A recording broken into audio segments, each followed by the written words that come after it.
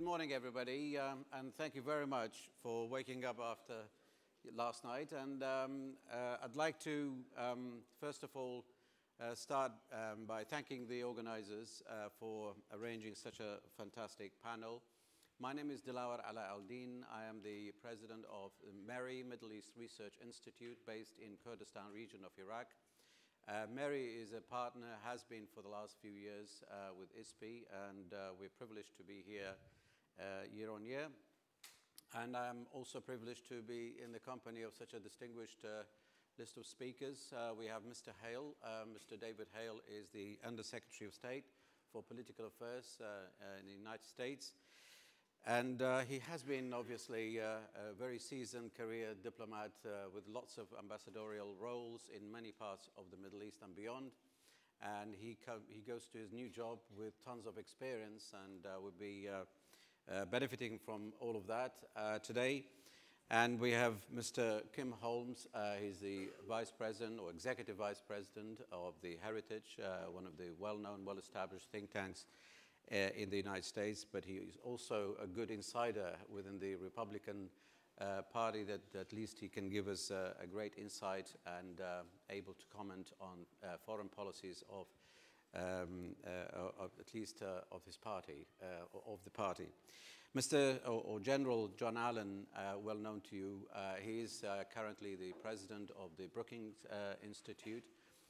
But he's also well known for his role in the army as a leader, as a four-star general, and his role in the fight against ISIS, plus his involvement in policy making within the previous administration. So thank you very much, gentlemen. My pleasure. I would like just to make a few comments because I'm the only one among you coming from the Middle East, and we are very heavily affected by anything you guys do. So we are probably by far, and coming from Kurdistan, which is the heart of the Middle East, and from Iraq, we are very sensitive to any changes in your policies. And if we look back a little bit, we found that at least post Saddam era, the whole Middle East is beyond recognition now, but certainly Mr. Bush and his administration decided to have a very hands-on approach and came in as belligerent occupiers of Iraq. And we, at least at the time, we had a clear idea about the vision or the doctrine and the long-term strategy, and with time we saw that it doesn't matter how good or bad it was or how much of it succeeded, but we knew where everybody stood. Then came Mr. Obama's administration, and I remember him famously saying that the Obama doctrine is that there is no doctrine. And he, with time, completely disengaged, almost completely, not saying entirely, but heavily disengaged with the region, including Iraq. In 2011, he pulled out the troops from Iraq. In our view, it was like leaving a vacuum behind. And in 2015, he signed up to the famous Iran nuclear deal. But of course, very soon after leaving Iraq, he came back this time to fight ISIS. And the administration asked John to lead a coalition against ISIS. But ever since, we see that a lot of the policies in the administration has been almost fragmented into single issue. We lost this ability to look at the big framework, bigger picture, and know where America was going. With Mr. Trump coming to power, even during his campaign, we knew in many ways where he stood about certain topics, but overall, we never had a clear picture of what his doctrine is like and where he stands. In some ways, he continued the previous administration's policies, but in other ways, he was completely opposite, especially when it comes to things like Iran deal. So now almost 2 years on, we would all love to know where we are and where we're going, whether we actually have a long-term strategy, what's the long game. We would love to hear from you. where we find ourselves in the next couple of years at least. And of course, we have a central issue in Iraq. We saw that the Trump administration's policy is also ISIS-focused and less to do with the bigger picture. And with Iran, we don't know where the end game is and how this is going to turn out. So I'm not going to say any more. I'll leave you to say in your own way what you think of the current administration's policies, and then we'll come back for more questions. Please, Mr. Hale. Great. Well, thank you. Well, first of all, I very much appreciate the invitation to join you today. Thank you, Professor, for that introduction. And I'd just like to say how much I appreciate the concept of dialogue on the Mediterranean. Throughout history, obviously, this is a region that's been a hinge between East and West, between various faiths, and inevitably there are going to be moments of tension and friction at a place that's a hinge. So I think it's very important that we work together to identify and analyze those points of friction and work on resolving them. You asked about the Trump administration's philosophical approach, and before we delve into the Middle East per se and the Mediterranean, I'd like to just talk about a couple of general themes that I think have characterized the President and his team's approach to the world. And if I could use one word, I would use the word recentering. It's recentering American interests, recentering those interests as a fundamental element of our foreign policy. Another element that I would emphasize is sovereignty. And this is not unique to the United States today, but a renewed emphasis on sovereignty of the nation state as the basis for a stable world order. And I would also emphasize the word partnership, which may surprise you. But if you look again, and I'll get into more detail in the Middle East, everything we're doing in this region is built on partnerships with those in the region and those from outside the region who have interests and goodwill involved here. But of course, we want to make sure that everyone is contributing their fair share to these partnerships. The word burden sharing, of course, is one theme as well. So those are some of and finally, I would say, entering international agreements with our eyes wide open, those that clearly serve the interests of our people and our allies, are those agreements that we are enthusiastically participating in and building. So that's the general theme. The specifics, I think, that might be of interest to the audience today, I'd be happy to talk about anything. But where we're focused, most of our energies right now are on defeating ISIS, finishing that campaign. Obviously, Syria plays a very important, critical role in that, as well as Iraq. Our strategy to deal with Iran and its nefarious activities throughout the region. And lastly, our effort to restore our alliance structure in the Middle East. So I'd be happy to go through those now, or Professor, if you'd prefer.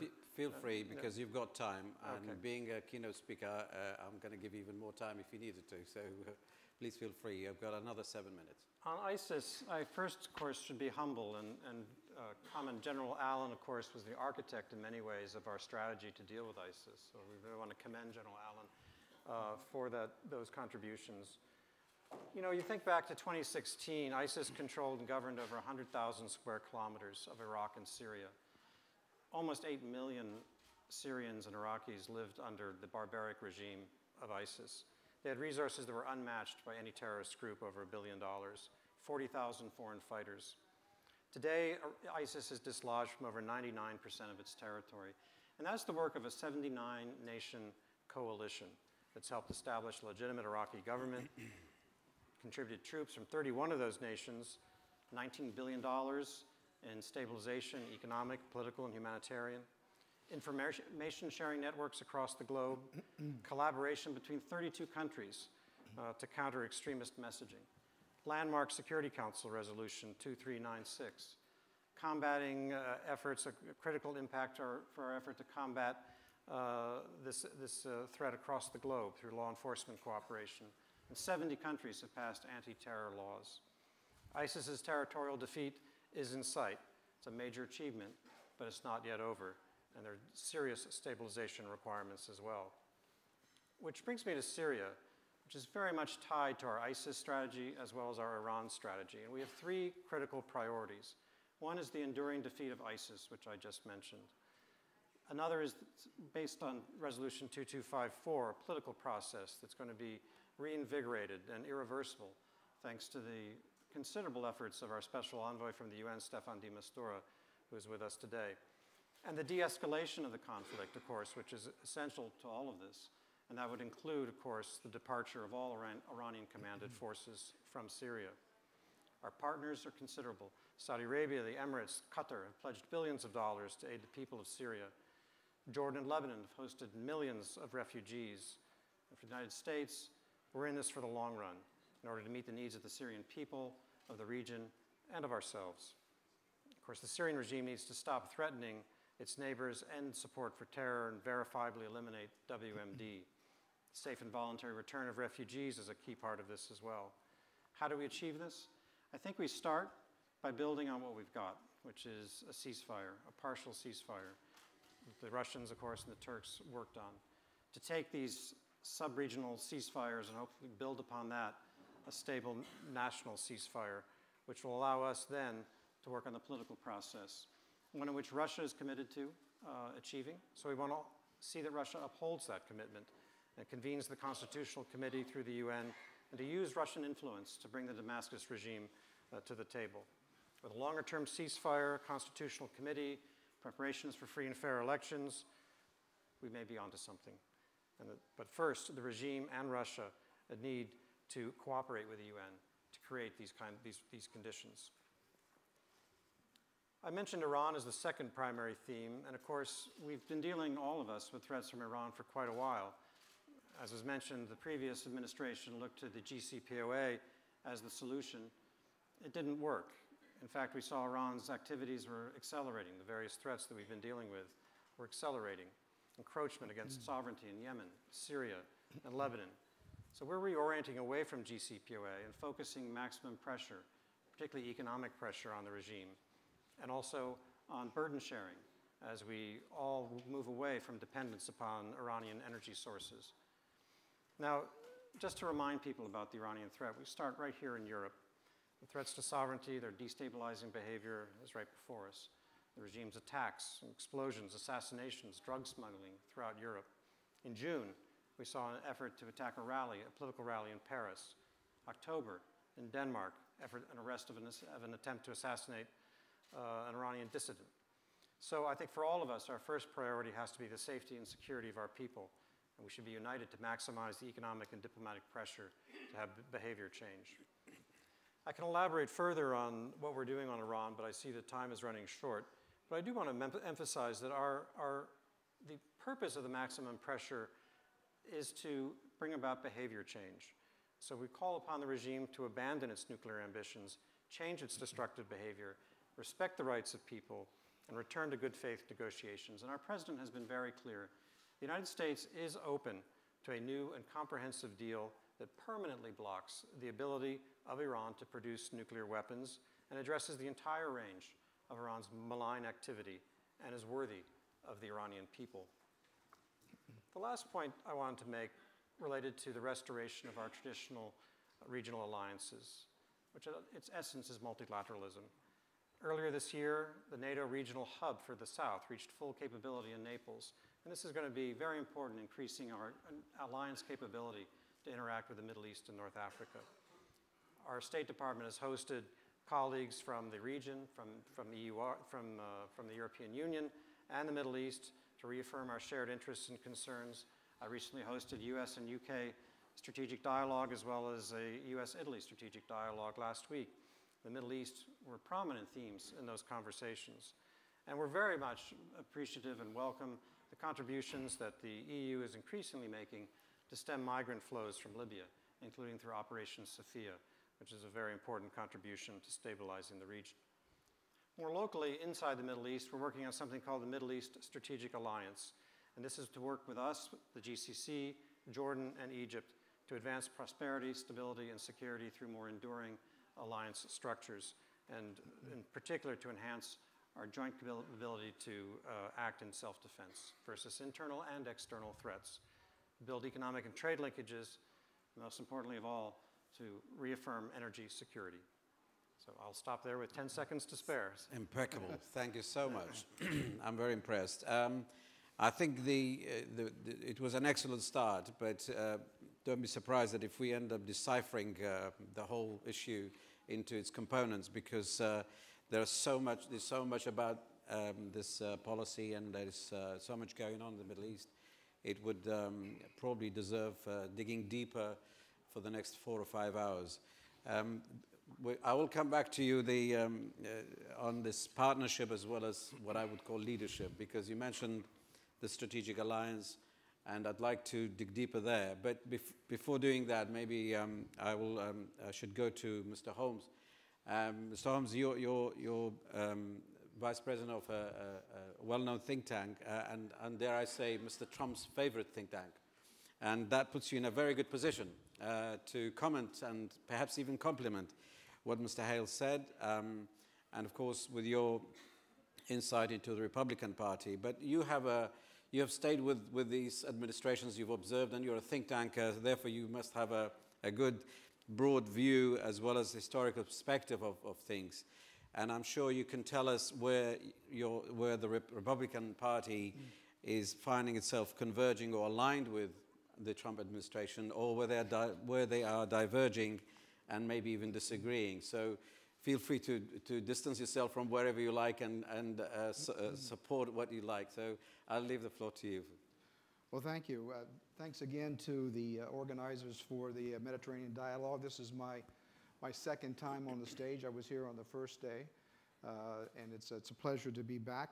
I thought what I would do is I'd make basically 2 points. One is to try to make a broad observation where historically I think President Trump's overall approach to the Middle East sets in the last 4 or 5 decades of American foreign policy in the Middle East. And then second, going back to your point about the Republican Party and the like, just to say a few words about how the president is being perceived in the United States, how he's doing, and just a couple of things about the politics of what's going on inside the United States. So the first point about the historical perspective.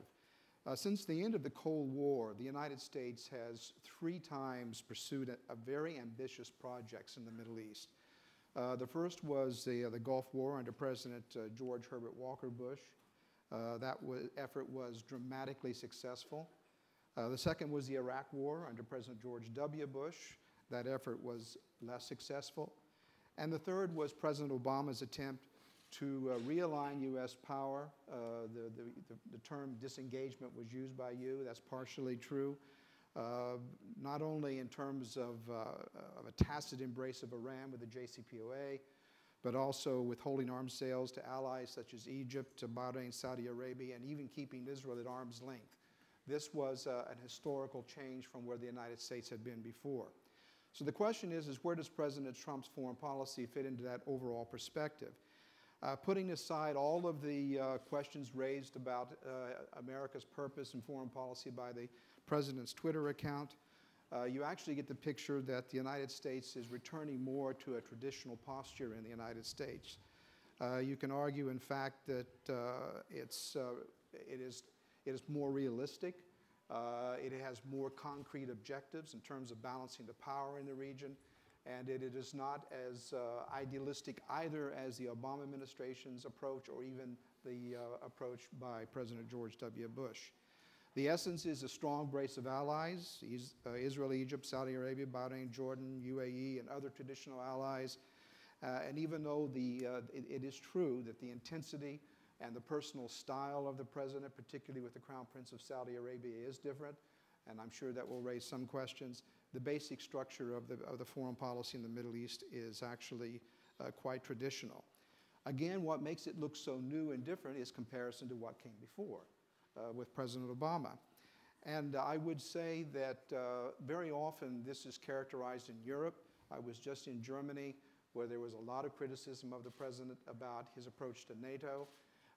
And it was characterized by many as the president's sort of a personal rebuke of Barack Obama.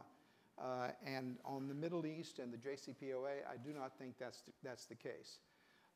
In fact, it is more strategy and even political in the United States.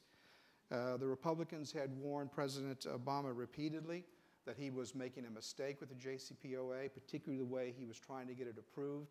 He did not take it to the Senate as a treaty on nuclear weapons for ratification. He did it intentionally because he knew the Republicans would not support it. He went straight to the Security Council instead of the Senate. And as a result of this, that agreement lacked bipartisan support. as well as legal authority inside the U.S. constitutional system that it could have had if there had been a broader approach. So I think the overall point I want to make is that what is true today was true 60 years ago. The main strategic goal of the United States is to prevent a single power from dominating the Persian Gulf oil reserves. This is a prime goal that's existed in the United States since the Truman administration. But there is continuity, particularly in the campaign of the war against ISIS. After President Obama realized he had made a mistake by withdrawing too precipitously from Iraq, he reversed policy, and then General Allen started a policy, a military policy against ISIS, which I think was brilliantly conceived, and President Trump has continued that policy, and we thank you very much for doing that. But we know what the results of that have been. Now, to the second point, well, I have about 3 minutes left. For the American perspective of the president, yes, he is controversial. Yes, we have a polarized environment. Many Americans, supporters of the Democratic Party, intensely dislike him. But many Americans, especially supporters in the Republican Party, see him as a very strong leader. They see 4.2% growth in the economy, which is really phenomenal. They see the lowest unemployment rate since 1969. And they see a leader who stands up for American interests and American values. The midterm elections, where the Republican Party lost control of the House, is often portrayed as a rebuke of President Trump. I think that's an overestimation of what actually happened. The Republican Party actually gained seats in the Senate, which is arguably more important than the House of Representatives, particularly when it comes to big issues on domestic issues like the Supreme Court. You have the party itself is very supportive of the president because of the successes that he's having in the Supreme Court, tax reform, deregulations, and the domestic policy. But also they do see him standing up for America abroad. Although that may not be very popular in Europe and other parts of the world, that is very popular with his supporters. There are some outliers among the Republican Party on what the president is doing, particularly in the area of trade protectionism. I'm a free trader. I believe in free trade. Other Republicans have historically believed in free trade. And so we're seeing where the president goes on that. But the hope is that by being a tough negotiator, as he exhibited in the USMCA, the trade agreement with Canada and Mexico, and that he's hoping to do with the Europeans and with China, that the overall or the end result will be an overall lower of tariff barriers. That is what our hope is. The main point is that I want to leave you with is that he is not abandoning the liberal international order. As the Japanese foreign minister said yesterday, the main concern is that the United States has been carrying an extraordinary burden, and he's asking others to contribute more. Number two, we've done more materially. The United States has done for the defense of Europe in terms of brigades and material forces and economic aid than the previous administration did, even though the president's rhetoric did raise some questions about America's commitment. And also the United States, under President Trump, has spent considerably more for national defense and modernizing the military and improving the readiness of combat forces than existed before. This is not the actions of a president that is withdrawing from the world. Thank you. Thank you so much, again, for sticking to time. General Allen, you listened to the administration and perhaps the overall Republican Party theme as well as the generic policies. I would be very interested in your views and see how you can characterize all these from both your think tanker point of view. Now you've been in your job for the past year, and also from your previous experience. I'd like you to dig a little deeper as well when it comes to Iraq, Syria, when it comes to the Gulf, and also maybe we should touch on the Israeli-Palestinian issues because specifically. I know you're the mastermind, at least one of the masterminds behind the Allen Plan, which I noticed that a lot of both sides seem to, a lot of people like it, and some people call it dangerous. So I'll leave you to tell us more about these. Well, the plan being criticized as dangerous means that there's some potential that it could be actually done.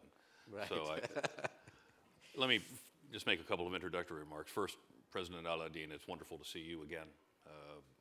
We value the work that Mary does, and it's an important contribution given where you are located in the Middle East, as you said, in the very heart and soul of it. I also have to recognize the presence of Staffan de Mistura, a dear friend, one of the great heroes of the United Nations in our modern time. We served together in Iraq, we served together again in Afghanistan, we served together again against the Islamic State. And I hope that history gives him the credit that he deserves in the time to come for all of his personal efforts and his personal sacrifices on all of our behalf around the world.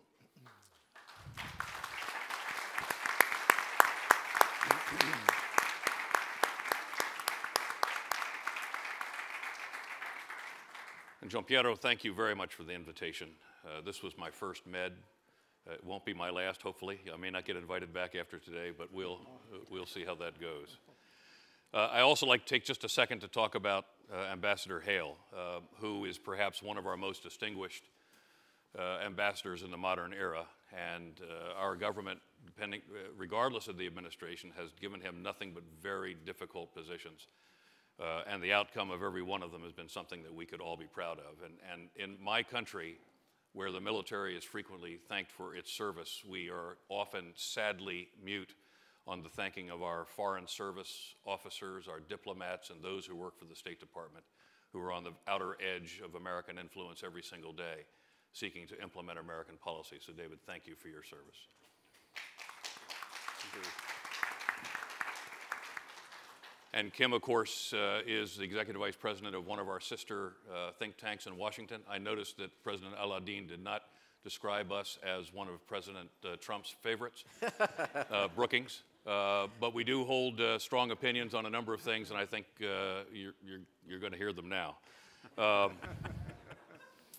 And none of that is to diminish or in any way disparage the things that have been said to this point. But let me just make a couple of critical upfront points, because I want to give President Trump the credit he's due, or at least in the context of the challenges that he was handed as the president, which in many respects have been irreconcilable or insoluble for many, many years in the Middle East. So when you start the conversation about American Middle East policy, you have to recognize where history begins, and it didn't begin on the 20th of January 2017. It began decades before that, and in some respects this president has been grappling with some of the toughest problems that confront the United States at any given moment. But let me just make a couple of comments, because regardless of his policy, and I think we have heard whiffs of the issue about tweeting, how he has publicly articulated the role of the United States in the region is relevant.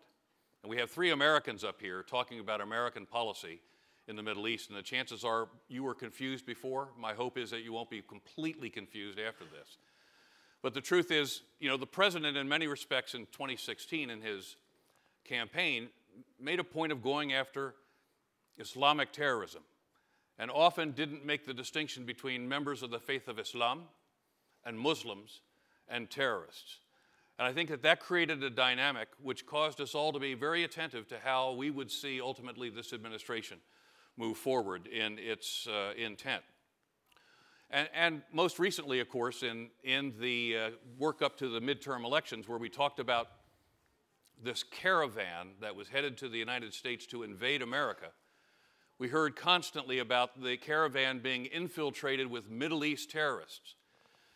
It turns out, of course, there aren't any, but the truth is that we tend in America, or at least under this most recent line of doctrine, to want to make elements of the Middle East or individuals from the Middle East, first and foremost, prove themselves not to be terrorists.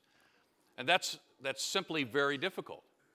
And I would say that when you read the first sentence of the national security strategy just issued, It says the United States, and this is the national security strategy, and this sentence is from the Middle East portion. The United States seeks a Middle East that is not a safe haven or breeding ground for jihadist terrorists, not dominated by any power hostile to the United States, and that contributes to a stable global market.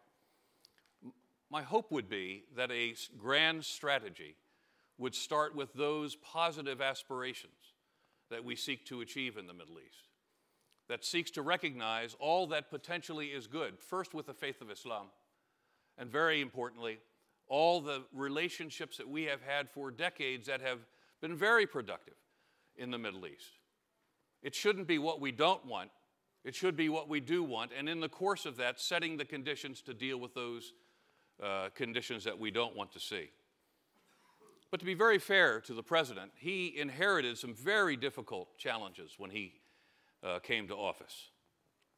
Kim spoke, and I believe Ambassador Hale did as well, about I believe, the premature withdrawal of U.S. forces from Iraq, probably 2 years too early. Now, I happen to have lived in the world slightly to the east of Iraq in Afghanistan. We came out of there too early as well. So there is our first difficulty. The president was, and Ambassador Hale did not mention this because it's really out of the region, but the president was also confronted with a very difficult Afghanistan challenge as well. And I think he's made a couple of very good decisions in that regard. My hope is that we still don't come out too early. He was confronted with an ongoing war with respect to the so-called Islamic State, Daesh. And in many respects, he did continue the Obama strategy, but I believe he doubled down with greater attention in Syria, and I believe that we've seen a success with respect to Daesh in Syria, but I'll come back to that in a moment. He also was living in the aftermath of the so-called Arab Spring, and I don't like the term Arab Spring. I've got a little experience with tsunamis, and it's much more like the outcome of a tsunami where the first wave completely upended much of the stability that we had imagined that really existed in the Middle East. And it was mostly over social issues. For those who attempt to portray the Arab Spring as an issue of Islam, they're wrong to go there first. It is unresolved issues that have radicalized millions of young men and women for many, many years. He's had to deal with that. He's had to deal with comprehensive issues associated with the destabilizing actions of Iran. And in that regard, Iran's malign influence, from my perspective, extends from the western one-third of Afghanistan all the way through to Lebanon. And you'll hear Iran boast that they are calling the shots in at least 4 Arab capitals. He was also confronted with the unresolved Palestinian-Israeli issues and the Syrian crisis. So I'm about to run, I've got 4 seconds left. I could say a lot on each one of these, and I think we'll have the opportunity. But let me just make that case. Please. We started from a position, from my perspective, of an administration policy that put us in a position where we seem to be seeking to prove the null hypothesis, that we needed to deal first with terrorism and not with other issues, when in fact there is a rich opportunity in this region to create partnerships and outcomes to the benefit of the people. But the president was dealt a tough hand, and he's having to deal with those, and I've got opinions on some of these topics if you'd like to go through them. Well, General, I'll give you another minute and a bit, just to tell us about the 2 issues that I mentioned. One, tell us about the Allen Plan, and we'll come back to the Gulf one later. Well, I spent 15 months in the region working closely with Israel and the Palestinians to try to engineer the security plan which could, in fact, underwrite the diplomatic and political processes that would move forward towards a comprehensive solution of the final status issues. I think we made a lot of progress on both sides. And the Allen Plan is sort of a euphemism that I cringe at when I hear it from time to time. But the point from my perspective is one of the most important things that previous administrations have done was to be unambiguous, first in the commitment of the administration to the resolution of the Palestinian-Israeli issue, or Israeli-Palestinian, or the Arab-Israeli issue, or Palestinian issue, however you want to articulate it. But also that it was committed to a 2-state outcome. And for some period of time in this administration, that was not clear. And we're still waiting for something called the deal of the century. And I really hate that term, but it's a euphemism still being used across Washington because whatever the outcome should be, in my mind, it should be a two-state outcome, but that becomes harder every day as the colonization of the West Bank makes it virtually impossible for a contiguous Palestinian state on the West Bank. But nonetheless, I don't believe that we can constructively believe or realistically believe that a binational state will either preserve our number one objective for the United States, which is the security of our ally Israel, but also the second objective of the United States, which should be in a two-state outcome, a free, independent, sovereign Palestine living alongside as a security partner Israel. That was our objective. Every day that becomes more difficult. And a binational state where there is some hope that the Palestinians will have equal rights with Israeli citizens, I think that needs a great deal of analysis and consideration. This administration, I believe, as all administrations have before, have great opportunity to make a contribution in this end, and we're all waiting for that, and that's one of my concerns. And the other issue, sir, I'm sorry?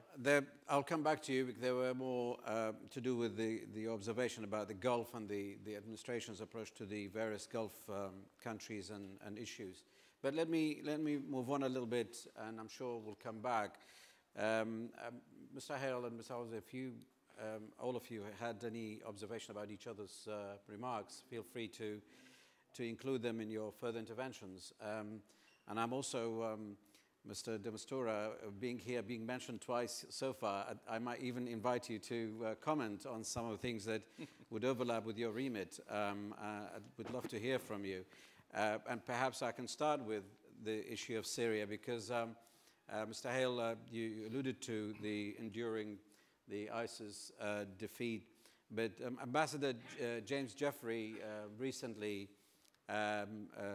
gave an interview and he made sort of very clear three-point sort of approach to Syria. One was to de-escalate the conflict, and the next one was to empower a political process in which Iran would be excluded, he says. And then during the ISIS defeat, but with an open mandate for US troops to stay beyond that. So for me, we in the region are very much interested in this because the way we see it is that the United States is probably not in a position to do that. The United States influence both in Syria and Iraq has been waning, has been weakening over the years. And what is the mechanism at your disposal?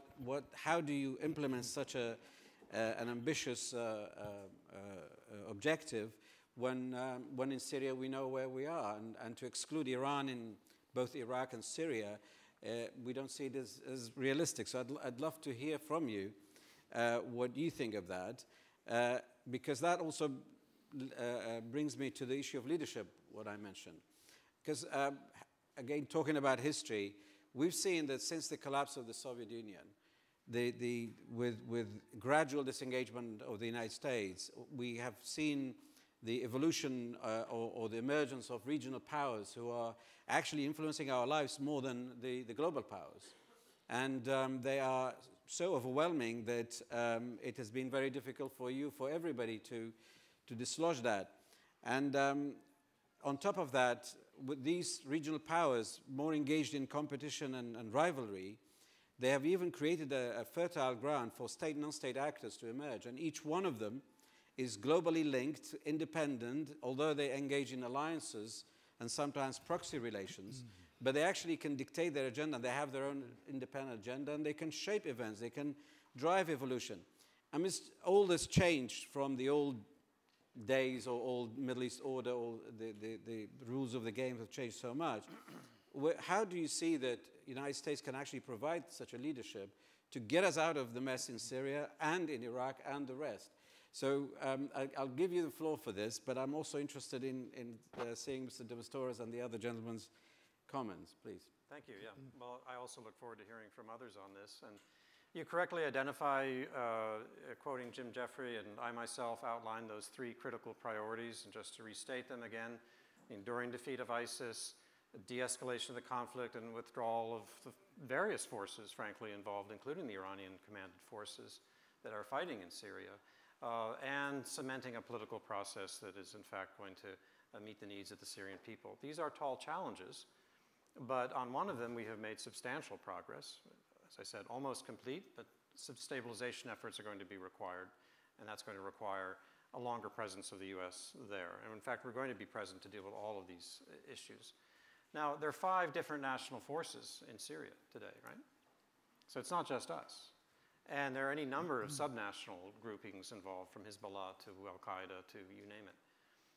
So it is a complicated scenario there.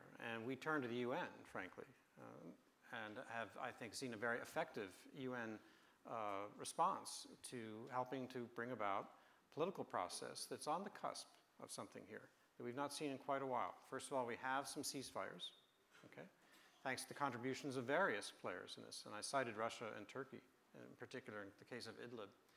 We have efforts to stabilize the northern border of Syria. With those ceasefires, you now have the potential to move into a political process forthwith. And I think I would rather turn to Stefan, frankly, to describe where he is in terms of the constitutional committee, getting that organized and using this opportunity we have today. But that is where our leadership is invested, is in supporting all of these partners, all of these players, to achieve those 3 very important goals. Thank you very much. I asked for the microphone to go to Stefan. Can you tell us from your point of view, please? Thank you. But, you know, I do have a session a little bit later, so I don't want to say it all here. Which will be specially on dedicated. So I will only focus on the subject of the U.S. policy and the message of ISIS. Then the rest later on, please, with me. There was, perhaps I should reveal a little secret in what could be one day my memories. If Sergei Lavrov and John Kerry would be seated there, they would probably tell you that there was one moment when we could have had a genuine acceleration of the reduction of violence in Syria. That moment was in Geneva. I was there with them.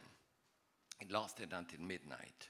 And the agreement which had been made was that the Syrian Air Force would be grounded. No helicopters, no barrel bombs, no airplanes. And on the other side, there would have been a genuine, effective effort to separate al-Nusra from the other fighters. And that deal was serious, because they went into details until midnight, and I repeat, I was there with them. Then something happened, and history will judge what happened. There were 2 incidents, and then the whole turning point, and the rest will be when we will talk. So what does it tell us? That when Russia and the US do have an understanding, regardless of the level of substantive commitment, military commitment or not, between what US and Russia have in Syria, they can make a big difference. And in fact, they are making already a difference with the conflicting environment that they've arranged. If you should see the skies in Syria, you will be worried. Not one, God forbid, incident. That's right. That's thanks to a very effective deconflicting arrangement between US and Russian military. I'm just flagging that as a point. Then regarding Daesh, ISIS, let's not forget Mosul. We were in Iraq, John. We were in Iraq, all of us were in Iraq. We should have learned, and we did not learn at that time the lesson, if you don't have a political process that includes the grievances, the unhappiness of the majority in some cases, in the case of Syria, Daesh may find a fertile ground to start again with a new name. It won't be called al-Baghdadi, al-Zarqawi, it may be called al-Baghdadi, or may be called not Daesh, but something else. Hence the importance now, not later, to actually consolidate the fight against Daesh through a political process. I will stop there. Thank you very much. That was excellent. We need that. General Allen, you want to say something about this? Stefan, of course, is correct. No one was closer to it than he was. But Ambassador Hale is also correct. I think the three policy objectives, which are tall and they're difficult to foresee in the short term, it's important to understand how we ended up here, I think. Because I was deeply involved in this at the beginning, we had a very clear strategy to deal with Daesh as an entity in Iraq and Syria. Iraq first, because there was a government with whom we could deal. Syria later, once the opportunity became available. And I'm telling you, when we started this process with dealing with Daesh, we had no options in Syria. Syria appeared to be something that was going to be insoluble. And then after the Battle of Kobani, where we found that the YPG, the Syrian version of the Kurdish elements, were actually quite good fighters when our special operators could help them, that really changed all of our options. And so today, and to Ambassador Hale's point, today we see that U.S. and some coalition on the ground support to the Syrian Democratic Forces, very heavy Kurdish presence, but other indigenous elements as well. Much of the northeast of Syria is in fact liberated. And to his point, to Stefan's point, the challenge now is less about the dealing with Daesh on a day-to-day basis, but the challenge is about the stabilization of liberated populations. Because we can't continue, the U.S. can't continue to be involved in conflicts where we win the kinetic phase and then lose the peace, because we either under-resource the stabilization phase or we pull out too early. And that's the sad part, frankly, of our track record overseas in a number of years. And of course, I lived through Iraq, I lived through Afghanistan, I'm watching it occur again. And so the U.S. commitment to a long-term stabilization in northeast Syria is a very good thing. But I think the president's also made the point that he wants partners in that stabilization as well. Not just on the ground and helping, but also the funding of it. This should not be an American bill. But I also need to make the point about Daesh. We need to be careful not to convince ourselves that once we have largely eliminated the physical entity of Daesh, that Daesh is done. First of all, from the very beginning, and Ambassador Hale will remember this, we said you cannot defeat Daesh until you have defeated the idea of Daesh. And so today Daesh exists in three forms. The physical form, which has largely been dealt with, but not completely. The provincial form, where it has put down roots in places like Libya and the Sinai and in Russia and in the Arabian Peninsula and in the Khorasan, which is that ancient Muslim province that spans Afghanistan and Pakistan, and as far down as in Southeast Asia. So we have a provincial issue to deal with Daesh. And then we have Daesh, I think, which perhaps is the most virulent. It is on the internet. It is networked in ways we could not have imagined that Al-Qaeda could have been networked. And we're going to see this not just in Daesh 1.0. Future iterations of this will create a compelling narrative on the internet which will recruit foreign fighters, which will recruit domestic terrorism in ways we now yet cannot imagine. So this administration has to not just deal with the physical defeat of Daesh, we have to deal with the provincial defeat of Daesh and the informational defeat of Daesh. And I can't speak to where its strategy is. I had a sense of the Obama administration, but they never saw it all the way to this point. Thank you very much, General. I'll come to you, Mr. Holmes, but with an added question to this. Can I react on that point? On this point, yes. Yeah. Okay, well, you speak first, and then I'll move on to the next one. Okay. I just wanted to emphasize a couple of points and stepping back, and maybe some obvious points that are not being said here but are worth emphasizing. One is that the United States, notwithstanding the fact that the Assad regime is abhorrent and we would like to see it change, is no longer directly in the business of regime change. And Ambassador James Jeffrey, who was the U.S. Special Representative for Syria engagement, I don't know if you've heard this quote from him, "Assad has no future, but it's not our job to get rid of him." This is, I think, a correction of the policy that existed before under President Obama, where he very famously escalated the rhetoric and the promise with his promise of the red line on chemical weapons use. That's right. But did not follow through. And this created a disappointment in the region. And then, of course, when President Trump came in, he actually, as you mentioned, made good on some of the promises that had not been made, particularly with the coordinated cruise missile attacks and the like, after the use of chemical weapons. And this leads me to my second point. You mentioned, is it realistic to expect a settlement without Iran? I think it's unrealistic to expect a settlement with Iran because Iran is part of the problem. It's not part of the solution until it changes its policies, until it changes what it's doing inside the region. And as far as the Russians are concerned, on the issue of chemical weapons, they've not been helpful at all. And so I don't see how you can reach a settlement there until you have a substantial policy or change of attitudes on the part of the Russians and the Iranians. Excellent points. Thank you very much. Actually, you can see how difficult and how complex it is and how many other powers and characters are involved in this. I'm going to come to them one by one and want to know the administration's view on them. But coming from the Middle East, I have to also say that getting rid of ISIS and defeating it completely, we shouldn't be always looking at the United States and the global powers to do their job. Important though it is, but also the local leaders need to do their bit because the onus is really on Iraqi and Syrian leaders to do something about their own mess and put their house in order, somehow work towards establishing good governance and social justice as well as rule of law because we are disappointed with them too. And you will find that in the book that is circulated by ISPI in this conference, I've got an article there where I've described how ISIS actually is re-emerging, not only as an Al-Qaeda-style terrorist organization, but actually it has more territory now. It is in command of small villages and little towns and intimidates even big cities.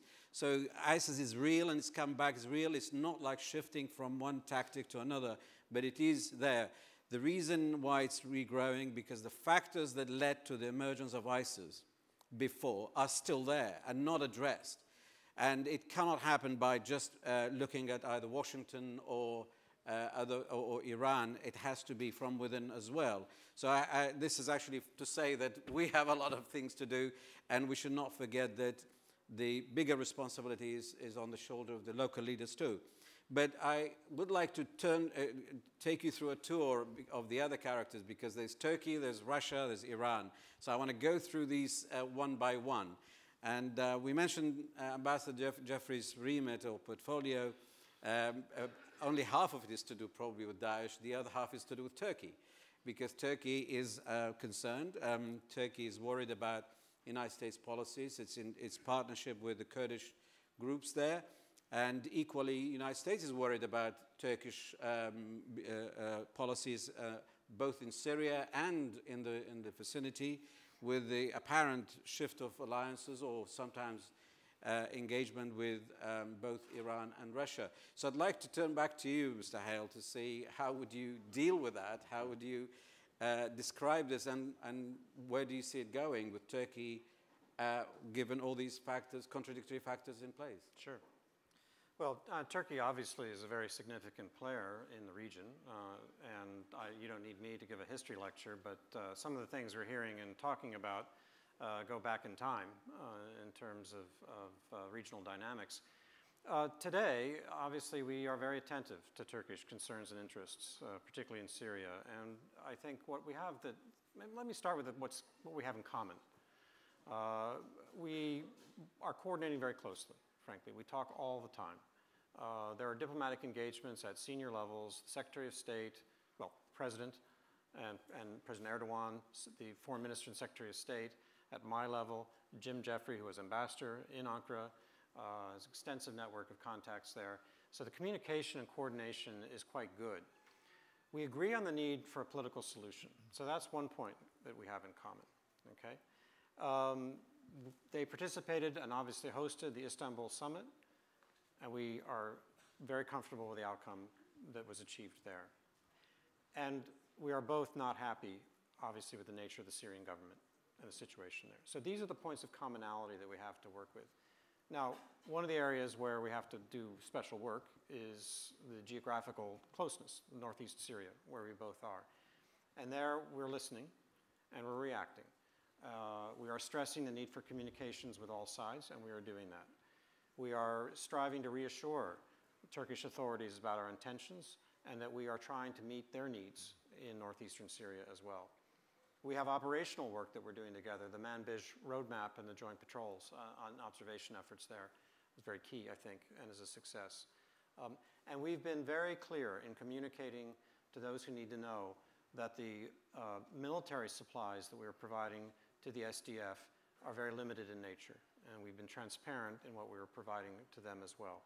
So I think the key with two allies, two NATO allies, who are working together in close proximity, is to emphasize our commonalities and to work in communicating and working out where there might be potentials for friction. That, in essence, is where we are with our Turkish allies. You've been very, very diplomatic. Yeah. Does that surprise you? Well, of course not. You did spend more time on the commonalities, but I would love to see you digging deeper on the other issues that really are not converging you guys. So these are challenges, and we are affected by it, and everybody wants to know really how you see it, those differences, how you tackle it, and where you find difficulty in those. Would you be prepared to go deeper? There are two levels, if I may be very general. There are two levels here. One is the local scene, the border, the military activity, very important. We all know how a situation can escalate anywhere in the world, frankly, when there are so many different players, when there's not complete sovereign control over territory, conflicting interests, uncertainty, lack of information, all of those are factors. That has to be dealt with. But that is not the main story. The main story is Syria's future, right? That's where Turkey and the United States have a dialogue underway on what that future is. And there, the reason I emphasize the commonalities is not just to be positive, but because we have a great deal in common in our vision for the future of Syria. And that, I think, once that is clearer to everyone involved, and we begin to see some progress, which is embryonic, but it does exist, then some of these more localized potential areas for difficulty are much easier to deal with because there's no question about motivations. There was a time when people thought that under Mr. Obama's administration that in Syria the United States chose to lead from behind, and very many commenters says, well, actually that's leaving it behind. And now it sounds to me like again Turkey is taking the lead on behalf of the West in some ways. We've seen Geneva, we've seen Astana, we don't know what's next, but still Turkey, by invading Syria, by actually overwhelming the influence over the opposition, essentially on behalf of everybody, clarify the picture, possibly. It became in a very strong position to decide what they want or how they take it forward, but then any pathway for solution, I don't know where the United States features there. So this is another point that I wanted to make, but you don't have to answer it now if you like. Well, very briefly, it's because it's a repetition of what I've already said, which is we are strongly supporting Stefan's efforts through the UN to launch a political process. Russia has committed to this. They've committed to making sure that there are, representatives selected to attend this constitutional committee, and now it's the test. Will they or won't they? Okay, right. Mr. Albanese. Yes, Ambassador Hales laid out what our current policy is on Turkey, but I think it's safe to say that Turkey is in a very different position than it was a decade ago.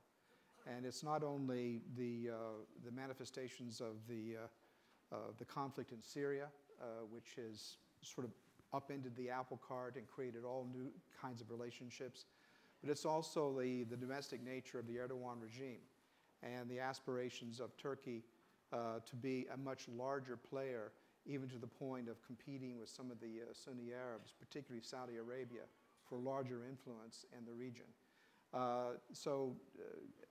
Turkey is pretty much turned away from where it was some 20 years ago, sort of knocking on the door of Europe, trying to get into the European Union, rebuffed for many years, and now we're in some ways seeing the consequences of that.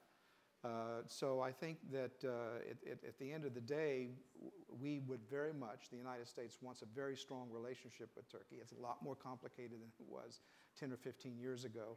And I personally believe that the steps that you are taking are a good way to get back to where we need to be. Okay. General Allen, do you agree with all that? Well, it's a very sensitive relationship with Turkey now. I mean, we've seen an evolution in the government of Turkey that has complicated our bilateral relationship. But Turkey is an old friend of the United States and has been a NATO ally for many, many years. When this process started, when the Islamic State overran the northern portion of Syria and basically closed the Turkish border, I was involved in the negotiations to reorient our strike forces with Turkey. And I think it's important to understand that the Turks really don't see a difference between the PYD and the PKK in many respects. PKK being the Kurdish People's Workers' Party, which has been a terrorist entity and a U.S. designated terrorist entity inside Turkey for many years.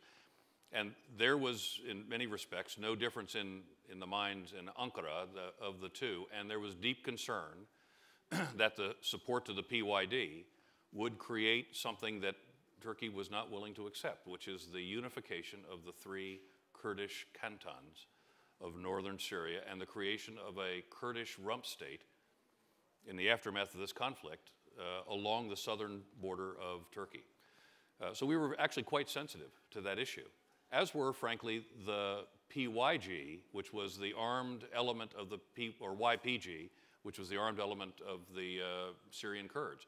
That's how come the SDF came into existence. That's why the SDF largely fought east of the Euphrates as opposed to where they are now in the Manbij pocket, which is being jointly patrolled by the Turks. This gets the Turks what they wanted and gets us what we wanted, which was, in essence, the preclusion of the unification of those cantons, but also an American role still on the ground in support of the SDF to continue the defeat of Daesh, but also to begin and to create the stable environment for stabilization to go forward. Very complex diplomatically, very complex politically, very complex operationally. But I'll finish the sentence I started a minute ago and I strayed from it, which was that when, this goes back to the inherited challenges that this president has, when we began this whole process in Syria, we had a very clearly laid out strategy to deal with Daesh. But we only really had a political aspiration with respect to Bashar al-Assad.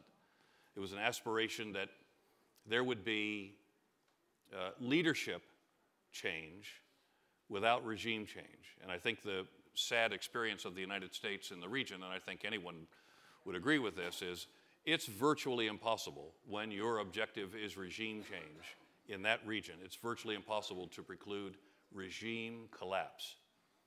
And as bad as things were in Syria, the precipitous removal of Bashar al-Assad, and I can't believe I'm saying this, the precipitous removal of Bashar al-Assad, we had no real reason to believe that could be done with just a small leadership element and the replacement within the Alawi tribe, if you will. We had no reason to expect that. We were facing regime collapse. So you do what you can first, which is Daesh. You create the regional environment for a political outcome as best you can. And now we find ourselves in the situation that Ambassador Hale has Thank you very much. I'd like to move on from Turkey. As I said, we go around Russia. Mr. Hale, how would you describe their policy in the Middle East, and are you comfortable with it? I think the foreign minister of Russia was here the other day. But he didn't focus on Middle East per se, but I'd like you to examine their Middle Eastern approach. Well, you may want that, but you're not going to get that. Okay, so right. Well, in that David, case, he was quite entertaining, though, by the way. Okay, he was entertaining, but I'd like from you at least to see how you see Russia's role, and are you going? are you comfortable with their approach? Because they're increasingly important in Syria, increasingly important in other parts of the Middle East, Yeah. and they are very clear. They are allied to Iran, and you guys are quite clearly responding to that. So No, I agree that we should address Russia. I just wanted to emphasize that I'm speaking for the United States, and to try to characterize another country's foreign policy is a little bit not fair. yeah. But I'll tell you what our reaction to Russian positions. I mean, across the globe, we are competing with Russia. Okay, this is a fact of life. We are seeking, when we can, areas of cooperation. But we are finding that in most cases, what we are encountering is a great deal of aggression in one form or another, and behavior forms that, whether it's Ukraine or in Georgia or in the countryside of the UK, whether it's in the cyber air, you name it, and certainly in the Middle East, we are finding a rival here who is seeking to undermine the world order in many cases and to subvert it to their own purposes. And we see that today in Syria. Now, we also see, as I've already alluded to, elements where Russia has contributed positively to efforts to bring about a resolution here. Okay? We have had a ceasefire. We've had a commitment by Russia to the political process. Now the test is very close upon us as to whether or not Russia will be prepared to exercise its influence with the Damascus regime to make sure that the kinds of representatives who've been identified, the 3 different categories of representatives, Stefan alluded to this, will in fact be able to attend this constitutional committee so that it is legitimate and credible. And that is for Russia. The test is before us, and we will see how they fare. Thank you very much. Would you like to comment on Russian? Sure. Yeah, please, Mr. Hall. It's, I saw the Russian foreign minister's remarks yesterday, and I was actually taking notes for the benefit of my colleagues in the Heritage Foundation, and I think that after about the 20th time he used the phrase international law, I gave up. Over and over again, he was emphasizing what they were doing. The United States, under President Trump, is accused of sort of challenging the international order. This is precisely what Russia is doing. It's playing as a spoiler, certainly in the Middle East, particularly in Syria, working with the Iranians partly. Inside the European security area against NATO, it's trying to divide the alliance, very aggressive policies against the Baltics. It's punching above its weight to the extent that, in terms of its defense spending and its actual capacity, it actually is giving much more influence, I think, particularly in the Middle East than it deserves. But Russia's an historic player, and a lot of people like to align themselves with them in order to challenge either the United States or somebody else in the arena. So Russia is not a net contributor to peace at this point. Russia is a very particular political issue inside the United States right now. I have never seen anything like it. Russia is seen by the Democratic Party as having stolen the election for Donald Trump. And so the historic orientations of Republicans and Democrats on Russia is completely reversed now. So politically inside the United States, what to do about Russia is a bit confused. But my personal opinion is, and I think this administration, if you get past all the rhetoric about the elections and the like, is doing a much tougher job on the ground against Russia than was being done a few years ago. Thank you, Mr. Holmes. General. Just very quickly, and I think it echoes my 2 colleagues here, that we have to see the entire region and Russia's attempt to create a relationship within that region. But you also have to see it in the context of Russian activity overall, which is not exclusive of the issues with Crimea, the Donbass, Russian activity along the eastern frontier of NATO, very sophisticated Russian influence operations being waged against Western Europe at any given time, to include the United States, Russian activity in Syria, Russian activity throughout the region. And I found myself a couple of years ago when I was visiting the leadership of the region that I was either right behind a Russian delegation or right ahead of a Russian delegation on most people's itinerary. And I think it's perfectly natural for them to want to do that, to include, as they have established in Tartus, a naval presence. We're now finding them actively engaged in conversations in Libya as well.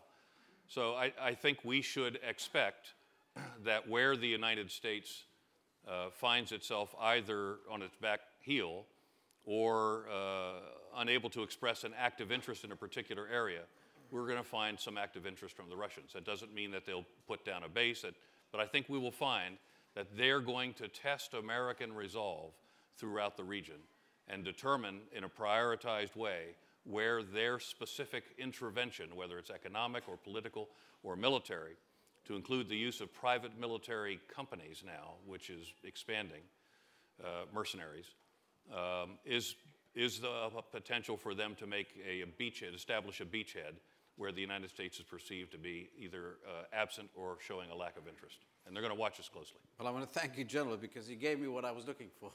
And along those lines, then, because I've got two more domains to cover. Iran, I'm going to focus on last, but there's Gulf as well, the Gulf area.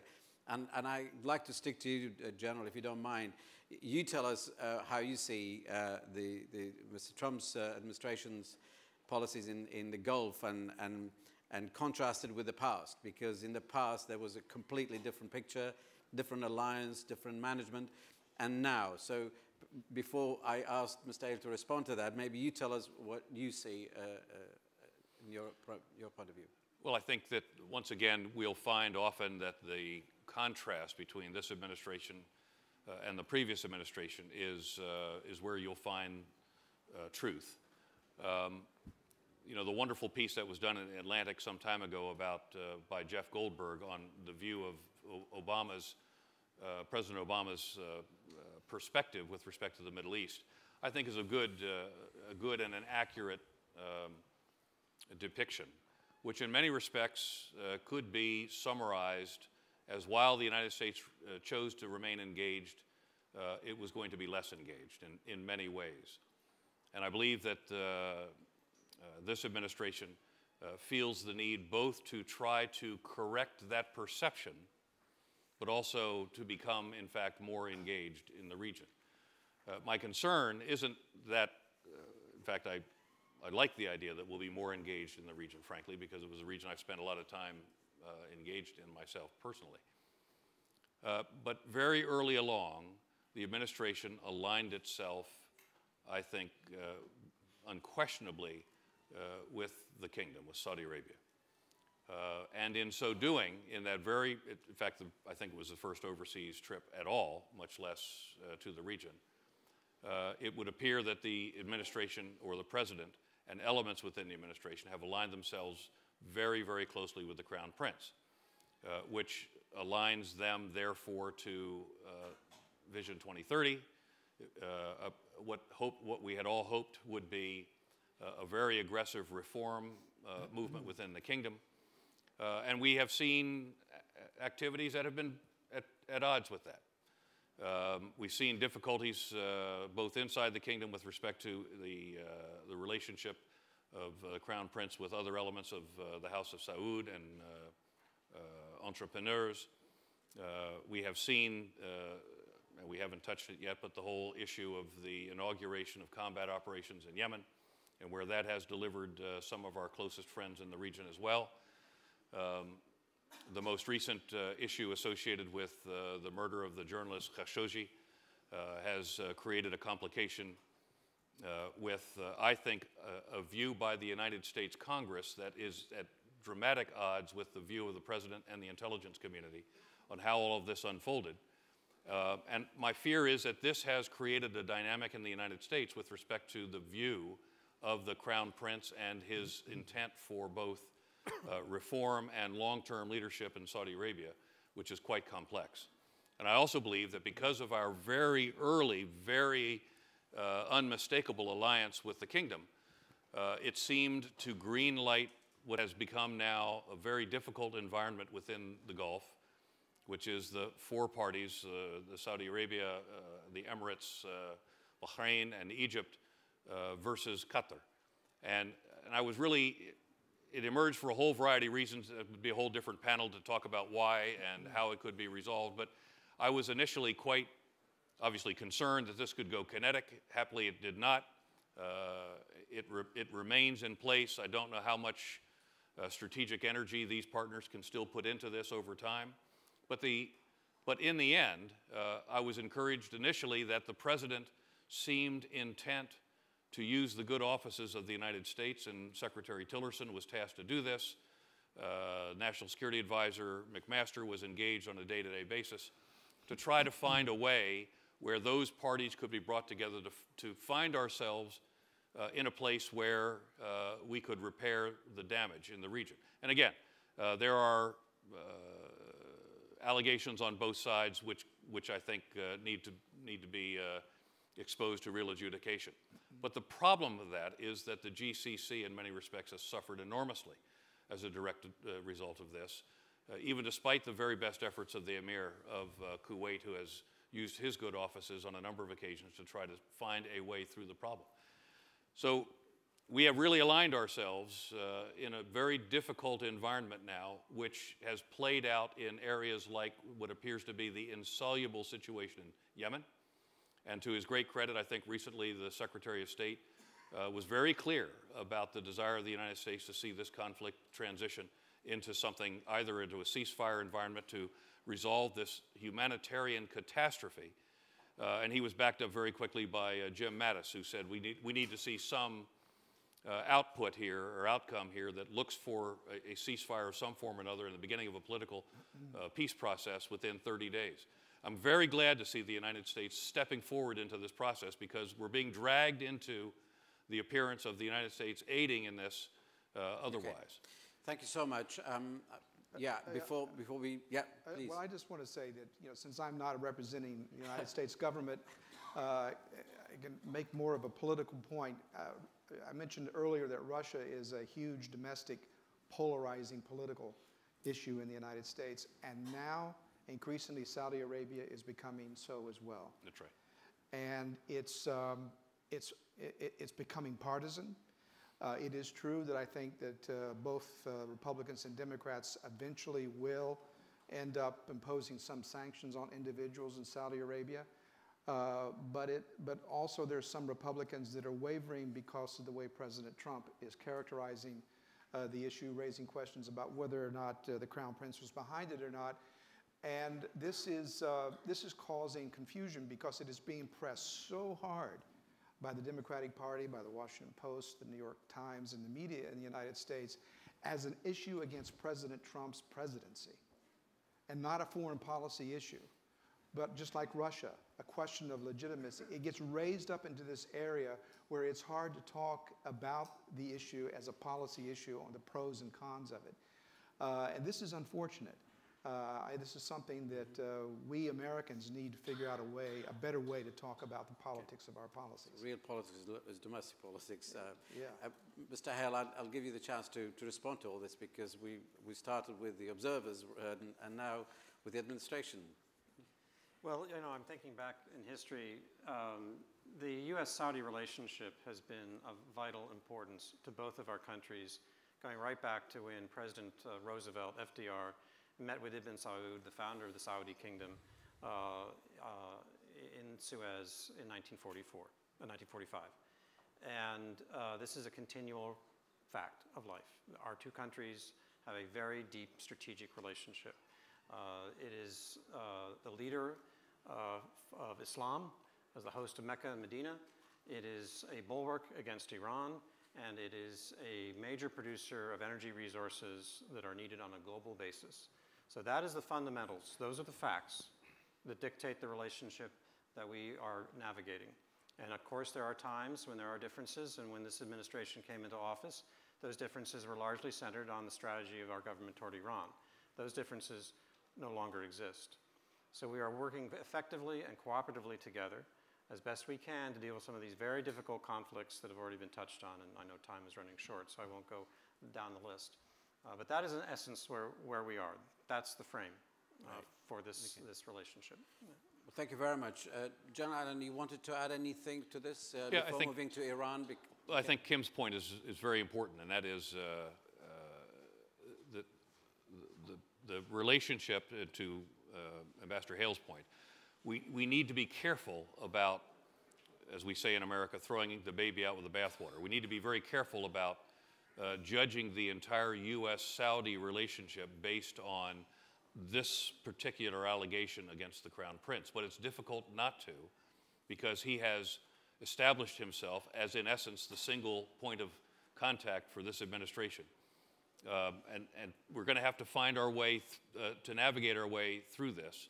I think, again to Kim's point, I think we're going to find that the 116th Congress, which just is emerging from this midterm, is going to look very, very hard at the U.S.-Saudi relationship. So I don't think this will recede. I think, in fact, it will assume greater attention.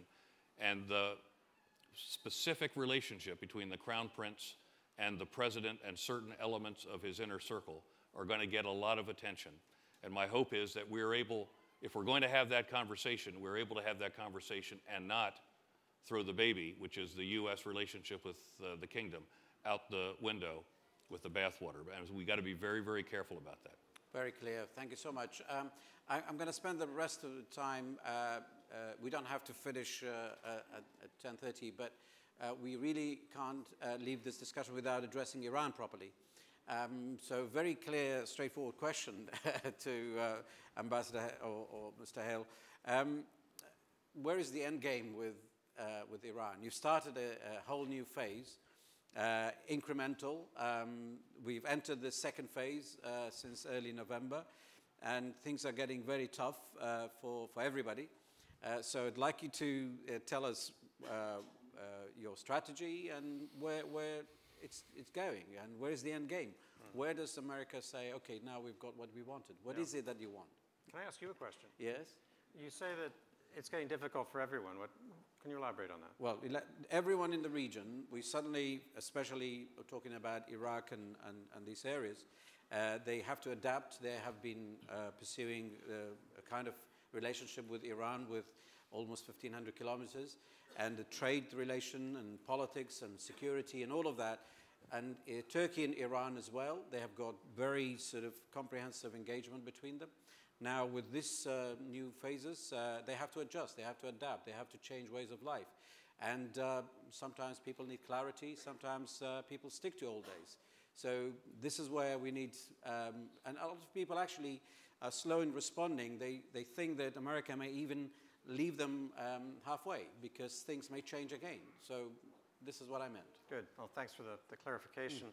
The reason I asked the question is that from our perspective, we have been able to realign our alliance and our relationships with a whole host of countries around the common theme that we need and have now a more aggressive strategy to deal more effectively with the comprehensive threats posed by Iran and not just one piece of the element, which had been the previous strategy. We are working effectively, as I've already touched on, and can certainly elaborate, with our friends in the Gulf, with our other Arab friends, with Egypt, and with Jordan, to identify those areas where we can most effectively collaborate to counter this threat. And we're doing precisely that in Syria and in Yemen. And I think with our European allies, we're also finding points of commonality to deal with the ballistic threat, the terrorist threat in the streets of Europe that is posed by the Iranian government. So those, to me, are encouraging signs to the extent that we have a strategy and we have allies and friends who believe in that strategy and are joining up those parts of it anyway that meet our common interests. I would say, you asked about the end state.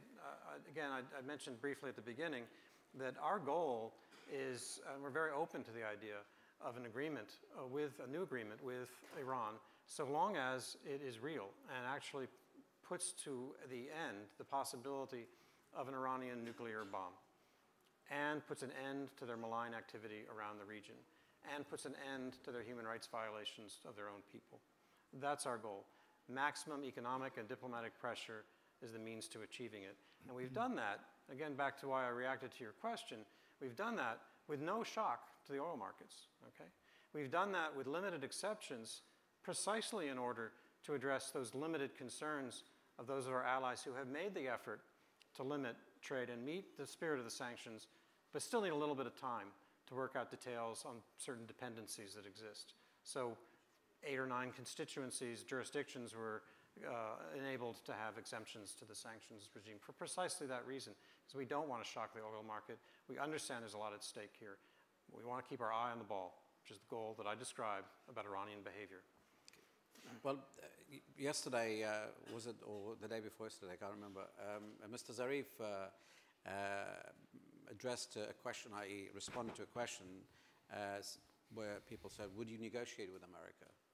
And the answer was clearly no, because he thought that how do we know that America will not change its position again? And where does this end? Because we sat down, we spent 2.5 years negotiating, and then the administration signed up to it. Now, if we suddenly change, what's going to happen next? So what would you say to that? I would say that that is no answer to, that's no reason to stick to a deal that threatened American security interests and our nation. Right. Okay, Mr. Holmes, do you think the United States should have done this in the first place, given that dealing with the nuclear issue alone would not have dealt with the Iranians' ambition for spreading its influence in the region? And how would you then see a way forward? Would you agree with what the administration is doing, or would you actually have a more nuanced approach to this? No, I mean, the main point is that President Trump is moving beyond the nuclear issue. And he's laying down markers on ballistic missiles, terrorist activities, interference in the internal affairs of neighbors. I mean, it's a much broader strategic understanding of what the problem essentially is. And we had found ourselves in a very difficult situation with the JCPOA. When the United States or when any American went back to our European friends or the Russians or anyone else, and we tried to say, well, what about these other issues? We would like to raise these issues because they are part of the broader threat to the stability of the Middle East. We would be told, no, you cannot do that because you would be jeopardizing the nuclear deal with Iran. And so it's actually even worse than just ignoring it. It was actually tying our hands and making it nearly impossible to deal with. And so by breaking this knot, if you will, we can now deal with the other issues and take a much more comprehensive approach to what the problem is. As far as what the end state is concerned, I mean, who can imagine what it could be 10 years from now? But certainly what we're trying to do is raise the cost of this kind of behavior on the part of Iran. We wish our European allies would join us in this kind of pressure. They have such a tremendous interest in commercial relations between certain European industries and Iran that we believe, I personally believe, that they're putting their commercial interests above the overall stability, safety, and security of the Middle East. Okay. General Allen, responding to these. I just have a very different perspective on this. Right. Again, nothing I'm going to say is meant in any way to disparage my colleagues, but look, President Obama made the conscious decision to try to create the opportunity through the JCPOA with our allies who were never coerced into this agreement, and with China and Russia, who were willing partners, with Lavrov a willing partner in this process, to curtail the potential for Iranian nuclear weapons development, some curtailment of the ballistic missile capacity. And the conscious decision was made to go after this issue without bringing other Iranian behavior into the agreement. The belief being that if there was an intent to create a comprehensive agreement that dealt with the nuclear issue and other Iranian behavior, we would never get an agreement. Now, no one has talked about the Iranian participation in the agreement. I, as the Deputy Commander of CENTCOM and my own special duties within the Deputy Command of CENTCOM, if you might be surprised to learn, I had a very close perception of Iranian capabilities. And so I was not at all surprised that the administration would move in that direction. I was actually quite pleased to see that we were going to try to get after this first, because if in fact Iran were to have a nuclear capability, one of two things I think would result, and I'm not proposing that Iran intended this, they would say they didn't, but we have seen this before. Under the umbrella of a sense of nuclear security, much else can occur, which could be quite additive to what else is going on today. And then very importantly to the United States, and to me personally, was the security of Israel. And with an entity in the possession of a nuclear weapon that calls Israel the Zionist entity. And when President Ahmadinejad talked openly about burning that entity off the map, it should have created, and I think it did, a real sense of urgency with the United States to do two things. One is to lead the international community in a diplomatic effort to try to curtail a weapons program which has dramatic and drastic outcomes in the region. And I actually think that was the right thing to do. We didn't get all Iranian behavior in there, and that is left to be determined. And I think Minister Zarif made it very clear that the chances of us having a comprehensive agreement that reconstitutes the provisions of the JCPOA and brings all other behavior into it are probably pretty slim. In the meantime, we have walked away from an agreement. And by the way, senior administration officials attempted to portray to the president that the Iranians were, in fact, honoring the agreement. And they remain honoring the agreement, and perhaps Ambassador Hale, if he feels differently about it, can say so. But the Iranians were in compliance with and honoring the agreement, yet even though senior American officials said to the president that they were in fact in agreement, we chose to walk away. How many times are we going to get an agreement where the United States, Russia, and China, and our European partners are in agreement to limit having a nuclear weapons in the hands of a state that would potentially use it in its own defense in the region? The answer is probably zero.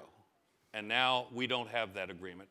And not only have we done that, but I think there's been a serious blow to multilateralism by our walking away. And if I were Kim Jong-un, I'd look for every possible photo opportunity I could get out of this government. But we haven't seen any movement by the North Korean regime on true denuclearization. And if the standard that he is using on American compliance with a denuclearization agreement is the American participation and performance vis-a-vis the JCPOA, I don't see any incentive for him to come to the table on this. That's a bit of a harsh view on this. I may be depicted as being wrong on this issue, but I feel very strongly that we spent 10 years over several administrations trying to build this agreement. And we've walked away from it. And the economic and security outcomes of those, I don't think we have fully seen unfold. Thank you very much. Mr. Hale, I might come back to you in case you want to respond to this, but we mentioned European allies many times, and we're lucky to have His Excellency Minister Alistair Burt from the United Kingdom to really give us his perspective as a partner, perhaps even speaking for the moment on behalf of Europe too, up until a few years. And I spoke to Baroness Ashton not long ago, and I actually asked her exactly this question: how did you choose to have a deal on the nuclear alone and not the rest? And she told me that this was in good faith, in the belief that Iran would then start behaving itself. So I wonder if what is your take on this? Thank you very much for the opportunity. I'm delighted, as many of my colleagues back home would know, to speak on behalf of the EU, and I would love to continue to do that. But that was not the decision taken by the British people, so we have to move on. On this, as always, it lies somewhere between what John Allen has said and David Hale. John Allen articulates absolutely the essence of the JCPOA as far as the United Kingdom and European partners were concerned. We should never minimize the benefit of getting that agreement in relation to the risk of nuclear proliferation in the Middle East. And at the time, that was the fundamental thing to achieve. That was not only going to be a threat by the possession of nuclear weapons by Iran, it was what it might trigger in the region. And that agreement really mattered per se on its own ground. But as we have all said, it was designed also to lead to something else. One of the most difficult questions I'm asked in the House of Commons is when people say to me, well, what exactly have you got out of your engagement with Iran over the last couple of years in terms of behavioral change? And the answer is, in relation to those things that affect both the United States and ourselves, not very much. The threats are still there, the ballistic missile program is still there. But life with Iran is never quick. Minister Zarif spoke of the 7,000 years of history. The sort of timescales we have in parliaments and elections, blink of an eye. And we've got to be prepared to pursue this over a little bit longer term. Now, what we need to do is work out, with all the concerns that the United States has, which we share, and the actions they've taken, how do we move to a new agreement with Iran if we're not talking to them? Now, we are, and others are. And we have to see what we can get out of that, because there's no doubt there has to be behavioral change. But for the Iranians, there's always got to be something in it for them.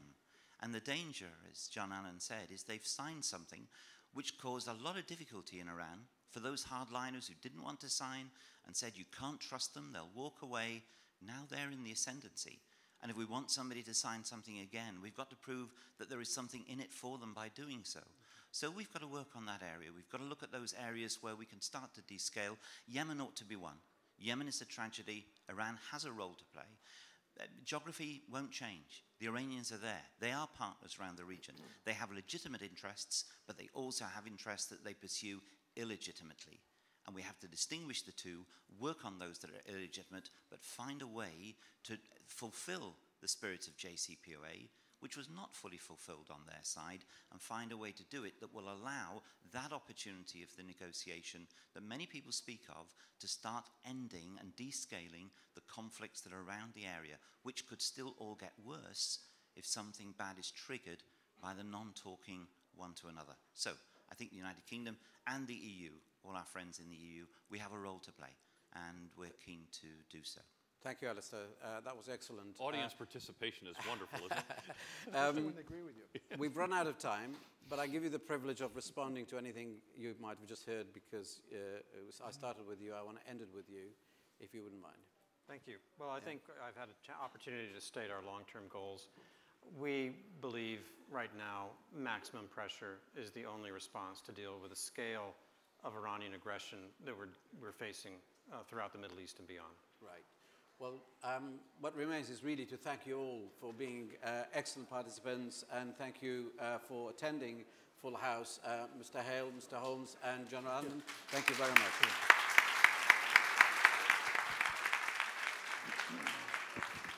Ladies and gentlemen, the session on culture and civil society will be held here in this room at 11, while the session on Syria will take place in the Fernandez room just across the corridor on your left. Thank you.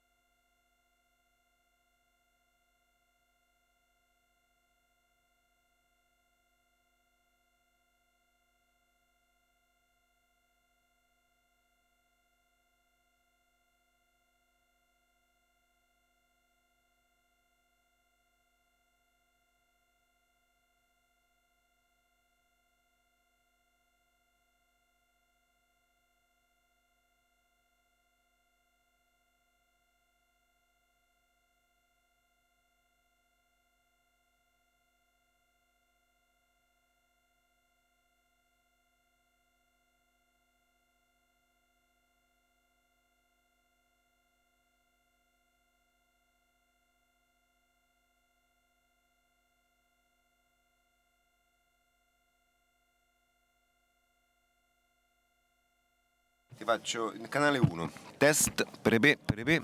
Ci sono? Test, test, test, 1, 2, mi senti? Sull'1 sto.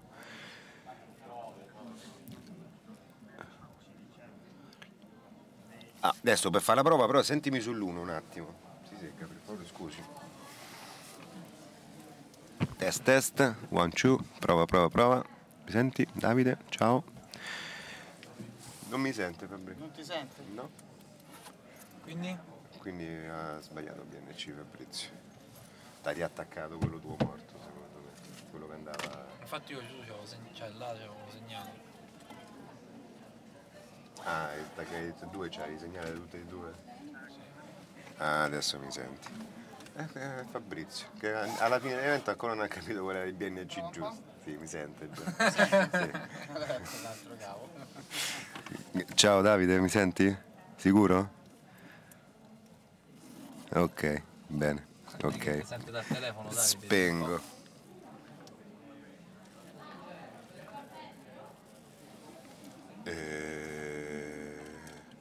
No, intanto ti deve arrivare la traduzione giusta della sala giusta per quelli tra i giornalisti che volessero ascoltare il tradotto della Fernandez. Adesso sto in cabina, esatto.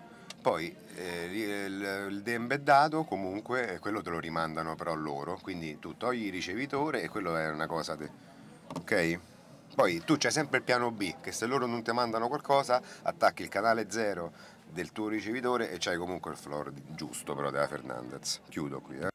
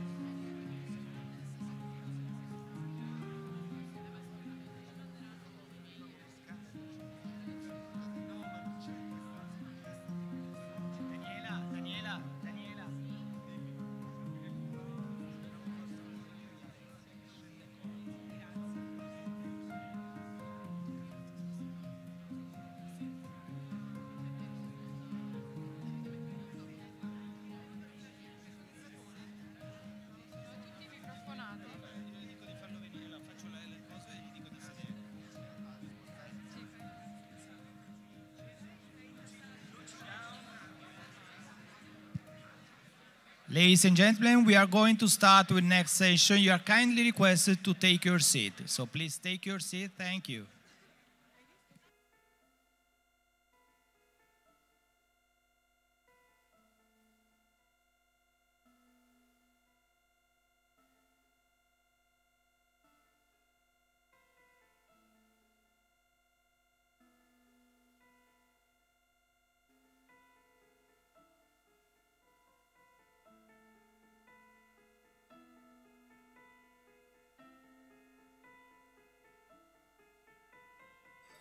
Ladies and gentlemen, please take your seat.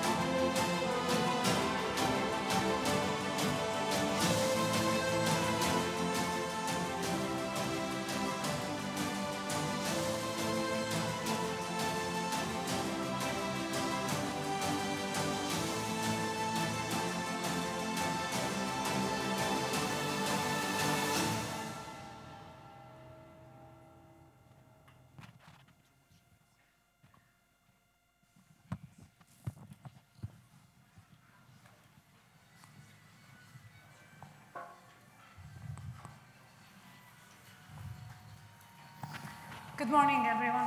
Whoa.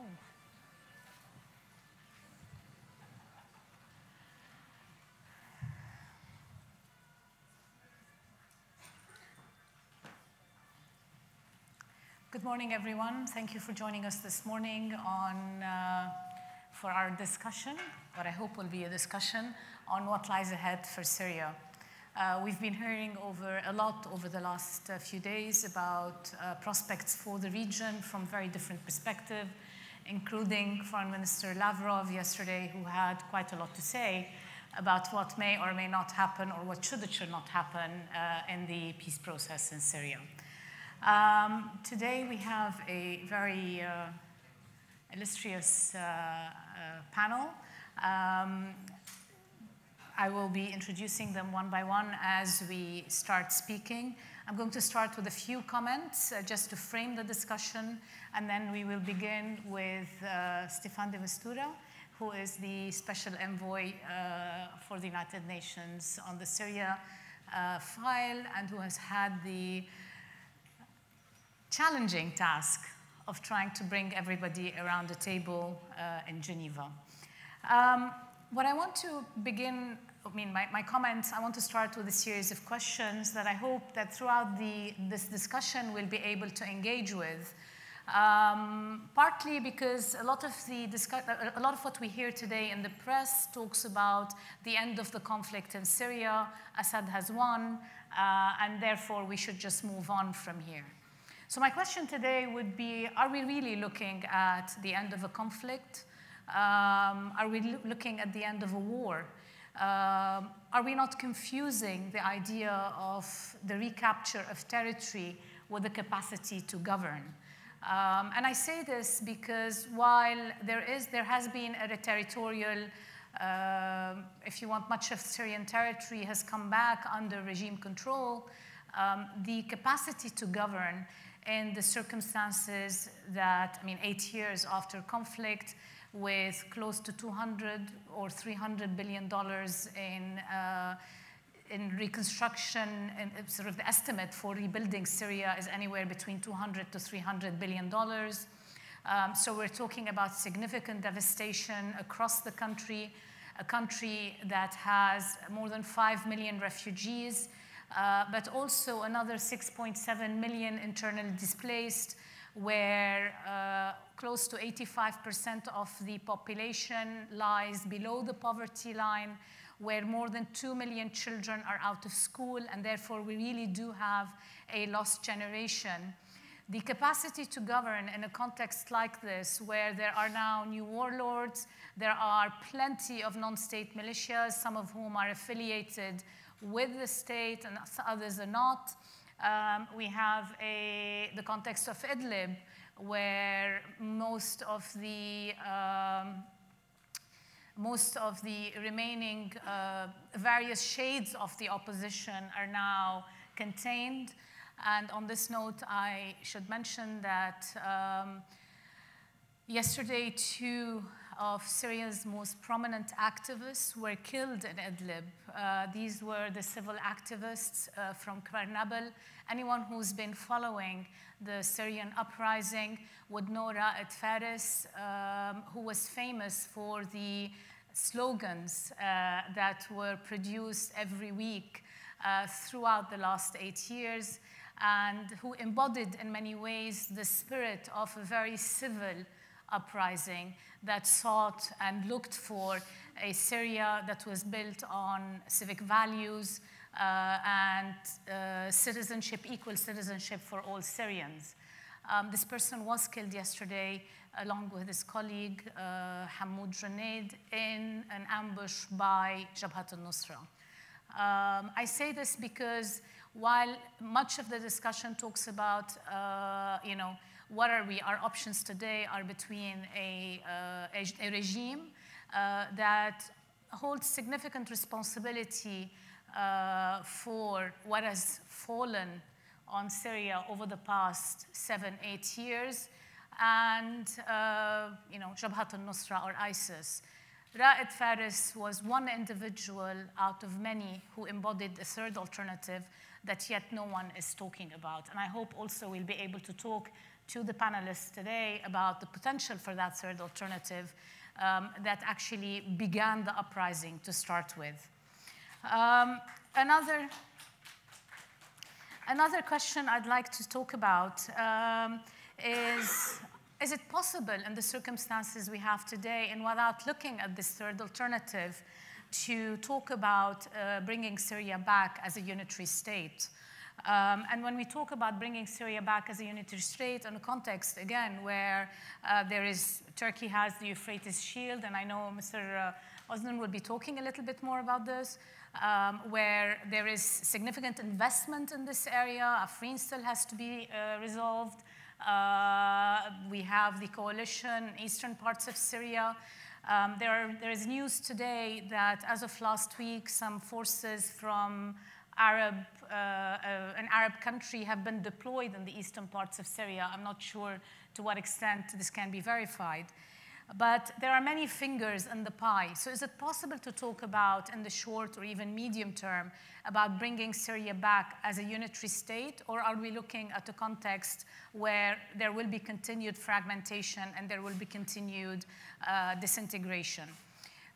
Which brings me to the third set of questions, which is reconstruction. The word on everybody's lips these days. Everyone talks about the possibility, the need for reconstruction, and often now it's being married along with if you help us rebuild, i.e. if the Europeans mainly and the international community will help the regime rebuild, we will allow refugees back.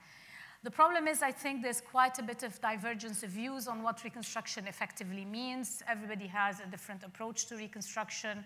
While for the Europeans, reconstruction and rebuilding is very much about making Syria safe for refugees to go back, placing a minimum of guarantees there. For other players, it's about bricks and mortars. It's about helping the regime consolidate its control. I mean, there are different ways of looking at this.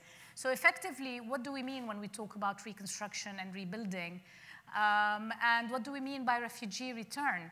The idea that refugees today are able to go back to a safe environment, to go back to their homes of origin, I think is questionable at a time when the Syrian regime itself is indicating it has no interest in having refugees come back. And this is very evident in a series of the legal framework that is being put in place, whether it is property and redevelopment laws. For example, law number 10, which probably most of you are familiar with, is the most famous, but there are plenty of others, including Decree 66, among others.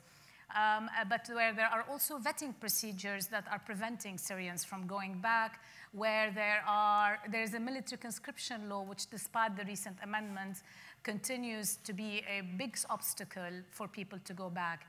And where in areas that have been recently reconciled by the regime, with the help of the Russians, for example, in Daraa, we're seeing the regime come back with a much heavier hand, disappearing some of the civil activists who chose to remain in their homes and not leave or be exiled to Idlib. For them, for many of them, it was another form of exile.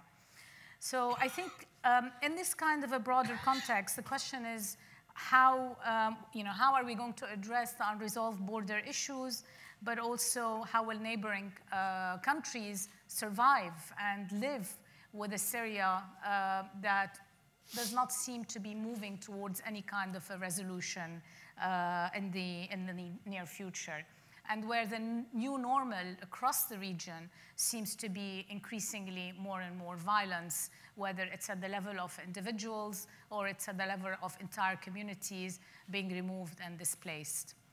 I will stop here and call on Stefan. As I said, you've had the challenging task of trying, for the past 4 years, of trying to bring different parties around the table, parties who in many ways had significantly diverging interests, whether they were Syrian or non-Syrian. Perhaps you can talk to us a little bit about these challenges and where you see things going moving forward. Thank you.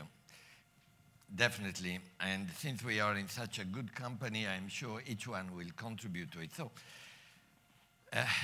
there was a gentleman called Jean Monnet who said, when you are dealing with an intractable, terribly complicated issue, sometimes it's better to change the context. Well, Syria has no problem of that. The context has changed constantly. So I think I owe to you, since it is 4 years I can look at, to actually go through quickly what has been the changing context, because it has an impact on what are the questions that you have been raising. So we started in a context where there was a civil unrest, civil conflict, which was rather peaceful, and then became violent on both sides, and then it became regional, and then became international. That was a moment when, in fact, there was a feeling of stalemate. There was a feeling that on both sides, they had demands, one that Mr. Assad must go, the other one is that everyone who is fighting Mr. Assad or the government is a terrorist.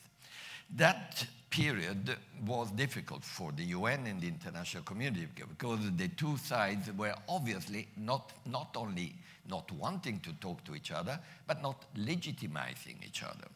So that period, what we did was trying, and we had been always worried about, the worst case scenario for a country like Syria, or any country, is disappearing from the radar. Disappearing. Not our problem. Too complicated to be addressed. And after the Geneva conference, that was a danger. Too complicated. Mission impossible. So there the focus was use the Aleppo issue, the Aleppo besieged area, to bring back attention on Syria.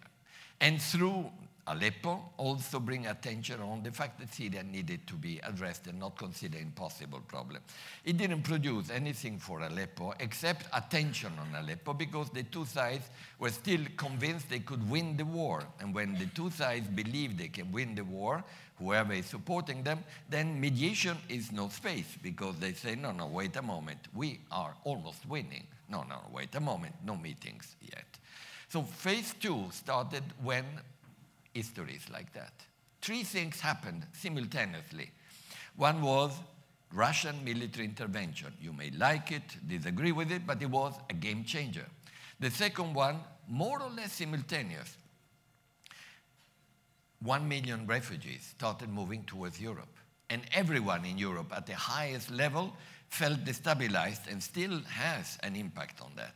That brought the attention on the fact that Syria is not just a humanitarian problem on the borders affecting major countries like Turkey, like Lebanon, like Jordan, but it is actually a problem that can affect everyone. And the third element, the black bird, the Ebola of the Middle East, Daesh, who was taking advantage of it and moving forward with attacks on capitals all over, not only in Europe, all over the world. That brought a moment which could have been magic because at that time, US and Russia started talking to each other because all that, and started producing some type of pressure for a common understanding on how to avoid the worst. That was the time when Lavrov and Kerry did produce, with UN support, we do that, and with UN help, but that critical mass was there.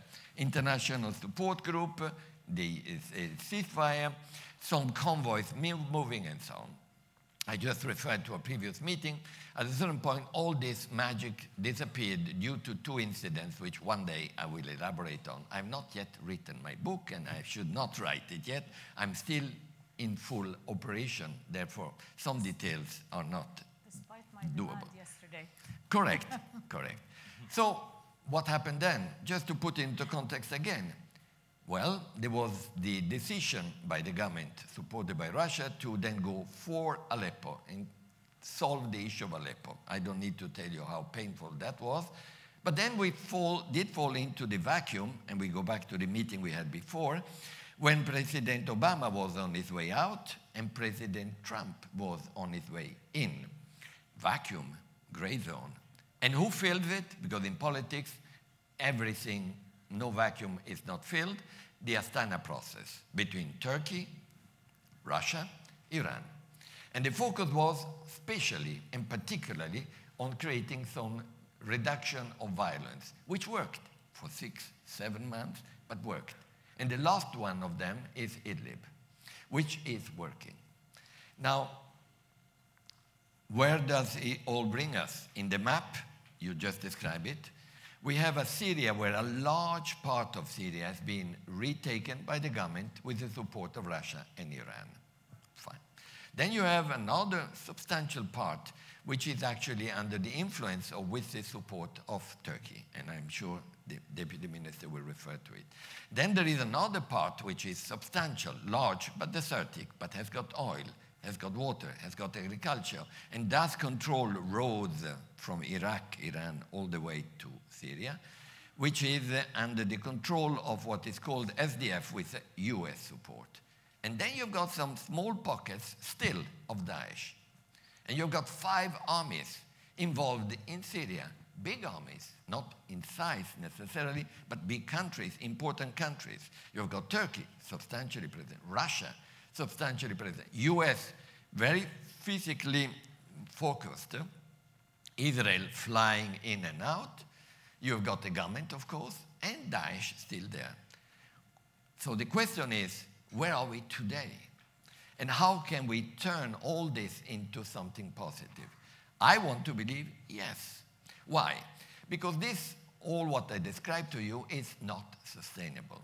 You cannot imagine the country being fragmented or separated in areas of influence and countries involved in it to actually be able, afford it, to do so. You can't imagine Syria in not recovering its own sovereignty and of the old territory, but also being able to rebuild what largely has been destroyed. And not by Daesh. Daesh doesn't have airplanes. Okay. So the issue is how to rebuild not only socially, but also physically. And how that can be then a help for the Syrian people who have left the country to actually feel returning. Small parenthesis.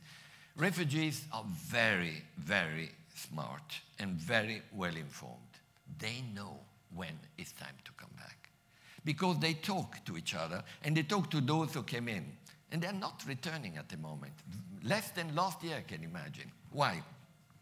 Because they're waiting, yes, for some reconstruction, rehabilitation, schools, hospitals, but particularly they want to know whether they will be arrested.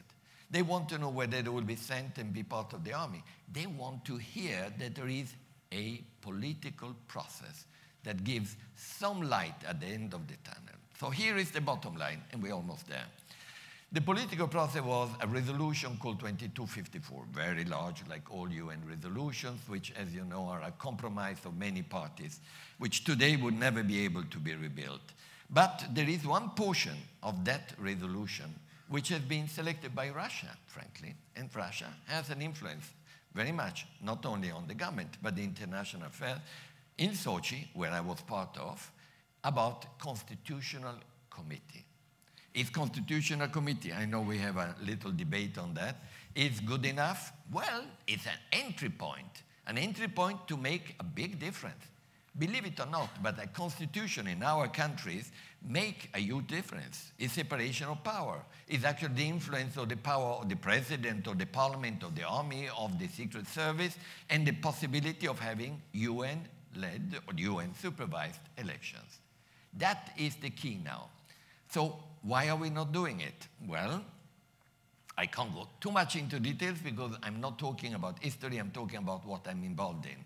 But what I can tell you is that in Istanbul, we did have a very important meeting where, in fact, there was a commitment by President Putin, President Erdogan, President Macron, and Angela Merkel, Chancellor Angela Merkel, that we should all try to do it before 31st of December. Question, which I raised also with the Sergei Lavrov yesterday, says, Staffan, no artificial deadlines, you know that. And I said, well, I understand, but there are deadlines which are created by history too. For instance, in January next year, there will be 1 year after the Sochi event, which was very much wanted by Russia and supported by us in order to have a constitutional committee. So 1 year, no constitutional committee, difficult. Second, Idlib.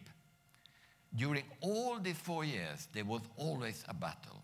Eastern Ghouta, Dara, Daraya, Aleppo. And now, thanks to a very, very smart arrangement that is still holding between particularly Turkey and Russia, with the blessing of all of us, but frankly between them, Idlib is not the battle of all battles. So are we not going to take this window of opportunity? Of course we should. That's exactly what also President Erdogan and President Putin said publicly. So the work now is on that one. And that's what I'm focusing on during this period. History will judge whether we will be missing this opportunity. There are two scenarios, my friends. Scenario one, and you must have heard it in these days. Yesterday, and you heard it from the Jordanian foreign minister, you're hearing it from many innuendos. The Arab world is very interested in re-engaging with Syria. Syria is an Arab country. The West has got an interest in not having Syria imploding or going again into a terrible nightmare that will lead to more refugees to come. Europe will have a Brussels conference in April, and they will be watching and saying, is it now time to start rehabilitation for Syria so that people can feel better and stabilize it? There are potentials there, but they are only asking one thing, an alibi, a real, substantial, credible alibi. And what is that one? A constitutional committee, at least that. And then begin on that to the elections. And who can give that stamp, with all due respect, someone who has got 48 years with the UN, I know its weaknesses. I know we don't have money. I know we don't have an army, but we have legitimacy. We have credibility. No one, cannot be done in Sochi, cannot be done in Astana, only in Geneva. So we are working for that. I stop there. Thank you. Thank you, Stefan. Yes, I agree with you that this can only be done in Geneva. And any kind of political settlement can only be done, frankly, if it's going to be sustainable and long peace with the involvement of all of those around the table, all of those with the fingers in the Syrian pie. However, on the Constitutional Committee itself, for many, many believe that this is more of a fig leaf and it will allow, despite all the good intentions that you're putting into this, for many, this is just going to perpetuate a situation and keep the pretense of a negotiation while other things are happening on the ground. And I think the bigger concern also is that it presumes that President Assad will be willing to open up political space in Syria in any post-Syrian situation. And that is not so sure. The feeling is, and the understanding based on what's happening, is that it's more likely this regime will be more violent than before. So I think perhaps we need to think also, and maybe this is already happening, of other guarantees beyond. We can't put everything in the Constitutional Committee as such. But with this, I want to turn maybe to, do you want to say something, or can I turn to Hani? No, please, I spoke enough. Let me turn to Hani and say maybe if you would like to comment on this. Hani Khabbaz is the director of the, is the director of the Syria Trust for Development. What would be nice to, if you could just, General Management Unit for the Syria Recovery Trust Fund. And what would be good, actually, if you can make some comments in terms of, from a Syrian perspective, where is it that you see things going? What challenges do you see lying ahead? Should we be talking about reconstruction? Is there a trade-off between a constitution and the beginning of some rebuilding in Syria? What are we looking at? Well, thank you. Good morning. Just as a disclaimer before I start, I'm not a politician or a diplomat or a legal expert. I'm an engineer, so you're all being warned. So I'll try to stick to my part of the thing, but there are fundamentals that we need to consider before talking about reconstruction. Obviously, the credible peace process is the main thing, whether through a constitutional committee or not, but I would like to maybe brief everyone and remind us all of the history before we got here. First, we had the Geneva Communique in 2012, and Geneva Communique was basically also confirming UN Security Council Resolution 2042 and 2043. 2043 was issued or agreed on in April 2012 to have a monitoring sort of mission from the UN to implement Kofi Annan, may he rest in peace, peace plan. So we already had a number of peace plans and ideas and everything. And then we had Asitana after 2254, which basically stated that the Syrian political process will be Syrian-led. Asitana was not Syrian-led. And then we had Sochi, which is again was not Syrian-led. Asitana produced 4 de-escalation zones. Exactly, 4 de-escalation zones, and we all know how the first 3 ended. So I don't know why we are asked to expect a different end for Idlib, which would be a catastrophe in all measures, because we have over 3 million people, mainly civilians living there. Of course, there's a strong presence of Hayat Tahrir al-Sham, which is the latest version of al-Nusra. And then we had Sochi, which produced or will produce, hopefully, the Constitutional Committee. And here also we have questions how we know about the 3/3, but the regime want to vet also the UN third, and they're not accepting. More than an engineer Yeah, I think so. I have to. Stick to your field. No, because you're getting into a dangerous field here. I know. Okay. But I'm already in a dangerous field. No. Talk about Yeah. So So this is the field where we are. So credible political process is important, but also we need justice. And as Carla Del Ponte said, without justice, there is no peace. And if we don't have peace, we can't talk about reconstruction. And these two will produce legitimacy, because if you talk about reconstruction, you need a legitimate government to work with. And legitimacy also needs to be supported, or we need to have transparency and accountability. And those are missing. All these factors are missing today in Syria. So what we can do now is prepare, and now I'll go to my field. Reconstruction, we are not ready for reconstruction, obviously, but we can prepare for a post-conflict reconstruction. We can prepare refugees to come back at the right time when the circumstances are good for them to go back. As Stefan said, they know better when to go back, and I couldn't agree more. What we can do is work locally, work with local partners, work with local communities, improve their technical and local capacities, because those will be the partners for the future.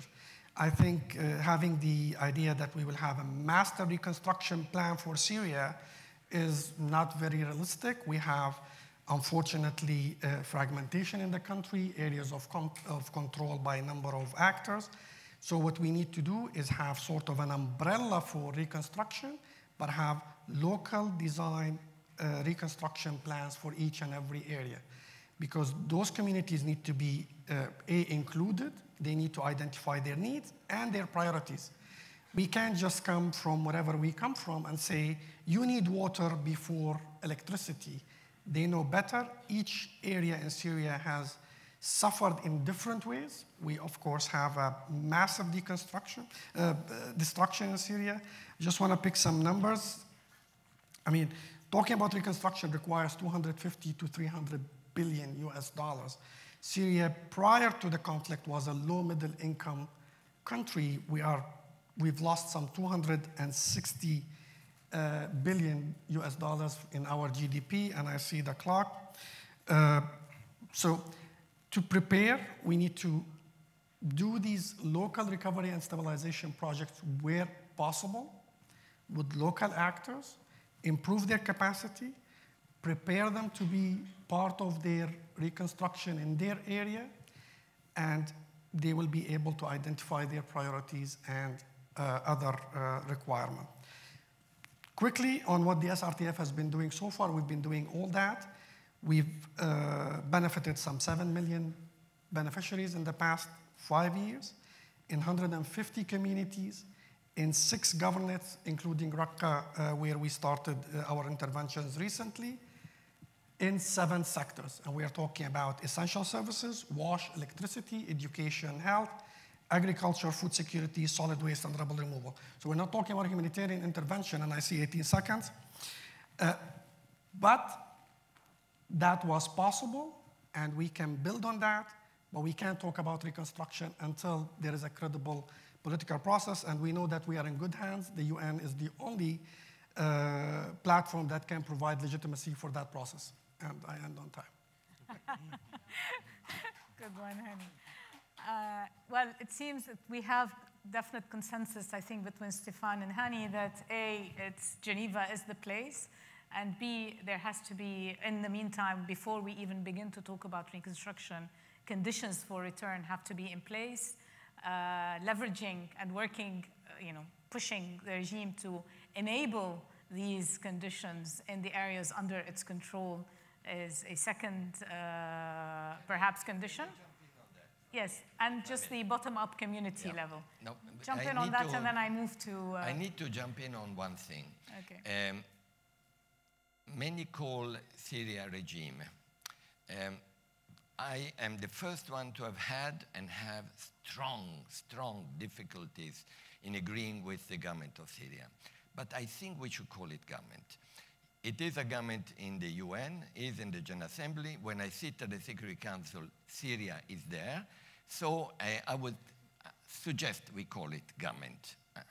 That's all. It's a matter of polite format. But I maintain my strong problem with the government of Syria. Please. Excellent. I'll continue with the... no, there seems to be an agreement that at least working with communities is one way to go, wherever it is possible, and making sure that direct support is going to the communities at hand. With this, I'm going to turn to Deputy Prime Minister Sedat Onal and ask you, what does Turkey see, and what will Turkey's role be, or is and will be? What is your vision for what could happen in Syria in the coming few years? Thank you very much. First, I would like to express my appreciation to the organizers for the opportunity. Of course, as a representative of Turkey, I would like to give you the frame in which we address the Syrian crisis.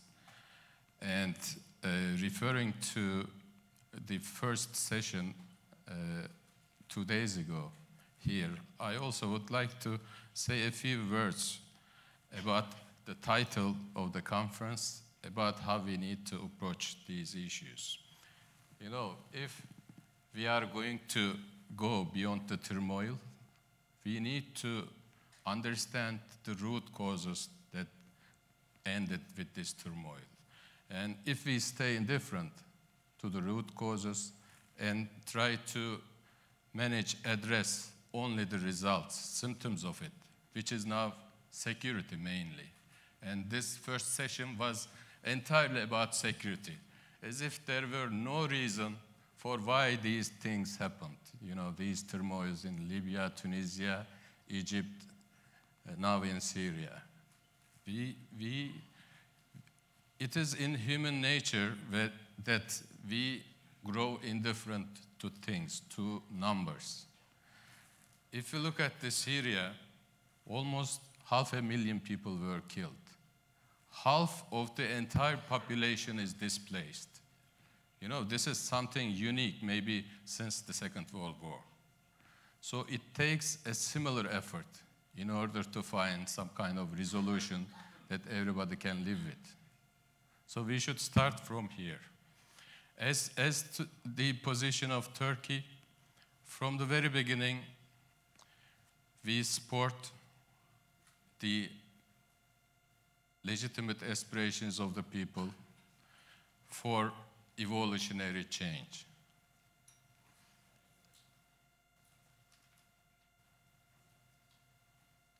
We are fine? Yeah. Yes. And you would remember that in the very beginning, we had Friends of Syria format, which in some point in time mounted to, I think, about 100 countries or so. Turkey was one of them. Turkey remains a friend of Syria. And without having properly addressed the aspirations of the people with some kind of new social contract, we may not say that we would have resolved this crisis. So, on the political scene, what we need to do was put in place with UN resolution we all agree on, 2254. There is a roadmap in which elections are foreseen. There needs to be a new constitution, and there needs to be elections under UN supervision. So we all agree on these things. Secondly, of course, Turkey is not an ordinary country. We are neighboring Syria. We are feeling all kinds of impacts of what is happening there. First, it was in terms of humanitarian situation. Now we have about 3.6 million Syrian refugees inside Turkey. In terms of numbers, Turkey ranks #1 in the world in accommodating the refugees. Another figure, until now, in 7-8 years, the children, Syrian children born in Turkey is about 375,000. This community is 3.6, is almost equal to 4 or 5 cities, sizable cities. So this is what we are living with. Another dimension is combating terrorism, the security, how it impacts our national security. Here, we are also involved. You know, after the emergence of Daesh, we put our own people in harm's way, our own soldiers. More than 100 Turkish soldiers were killed in the effort to clear Daesh from the Euphrates area. And we have eliminated thousands of terrorists. So we are also there with all our capacity. But at the end of the day, things also started to transform.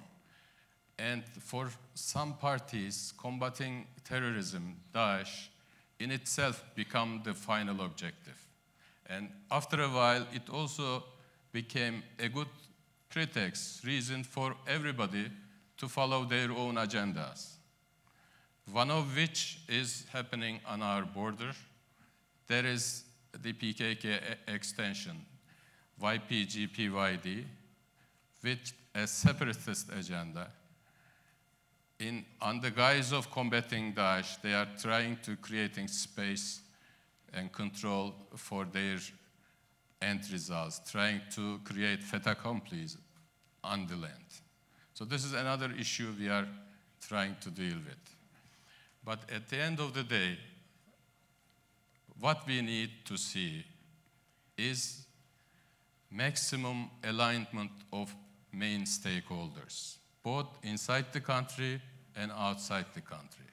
And this is what we are trying to do in cooperation with de Mistura.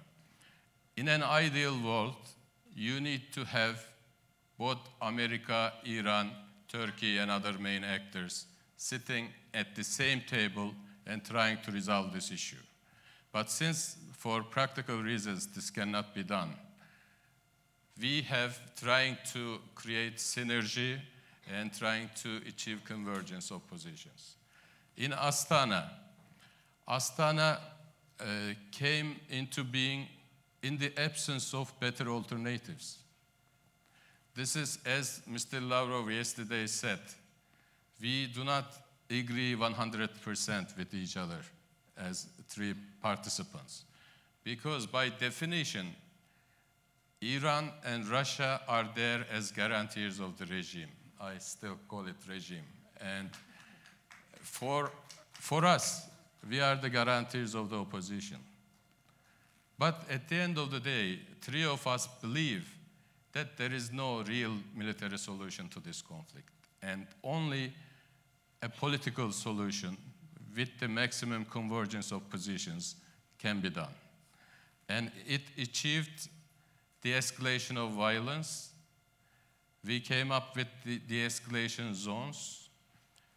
It was not always successful. There have been ups and downs, but still it remains critical and key in terms of preserving calm on the ground, especially in Idlib area, but at the same time, still keeping hopes alive for a political process. And I do not agree that Astana is not a Syrian-led enterprise.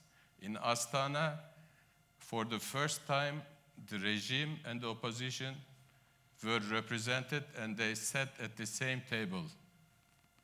And only after this happened in Astana, it was also possible in Geneva. Yeah. I agree that at the end, it should be through UN involvement. It should be done in Geneva. This is also the position of Turkey.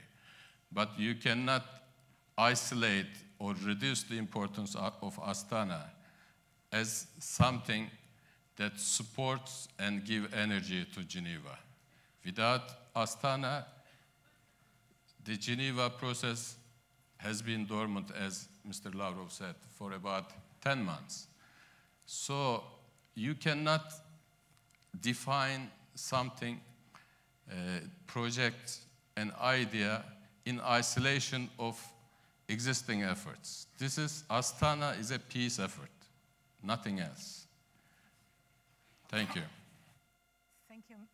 Thank you, Mr. Unal. I think we have an emerging consensus around the UN and its importance and centrality to this process, Stefan.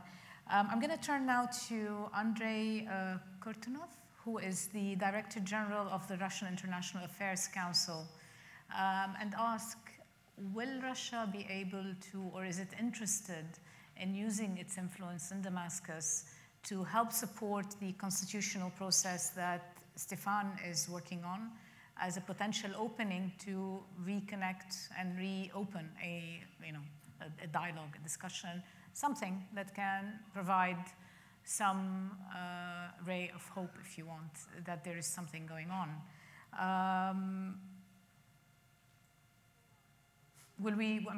Is it willing to help foster the conditions needed for a political process to actually emerge? An inclusive political process, which is what Minister Lavrov was focusing on yesterday. Thank you. Since I'm Russian and I'm apparently biased, you should take my statements with a grain of salt. But I do believe that Russia is looking for a political settlement in Syria. And there are a couple of reasons for that. Let me just give you a very brief account of them.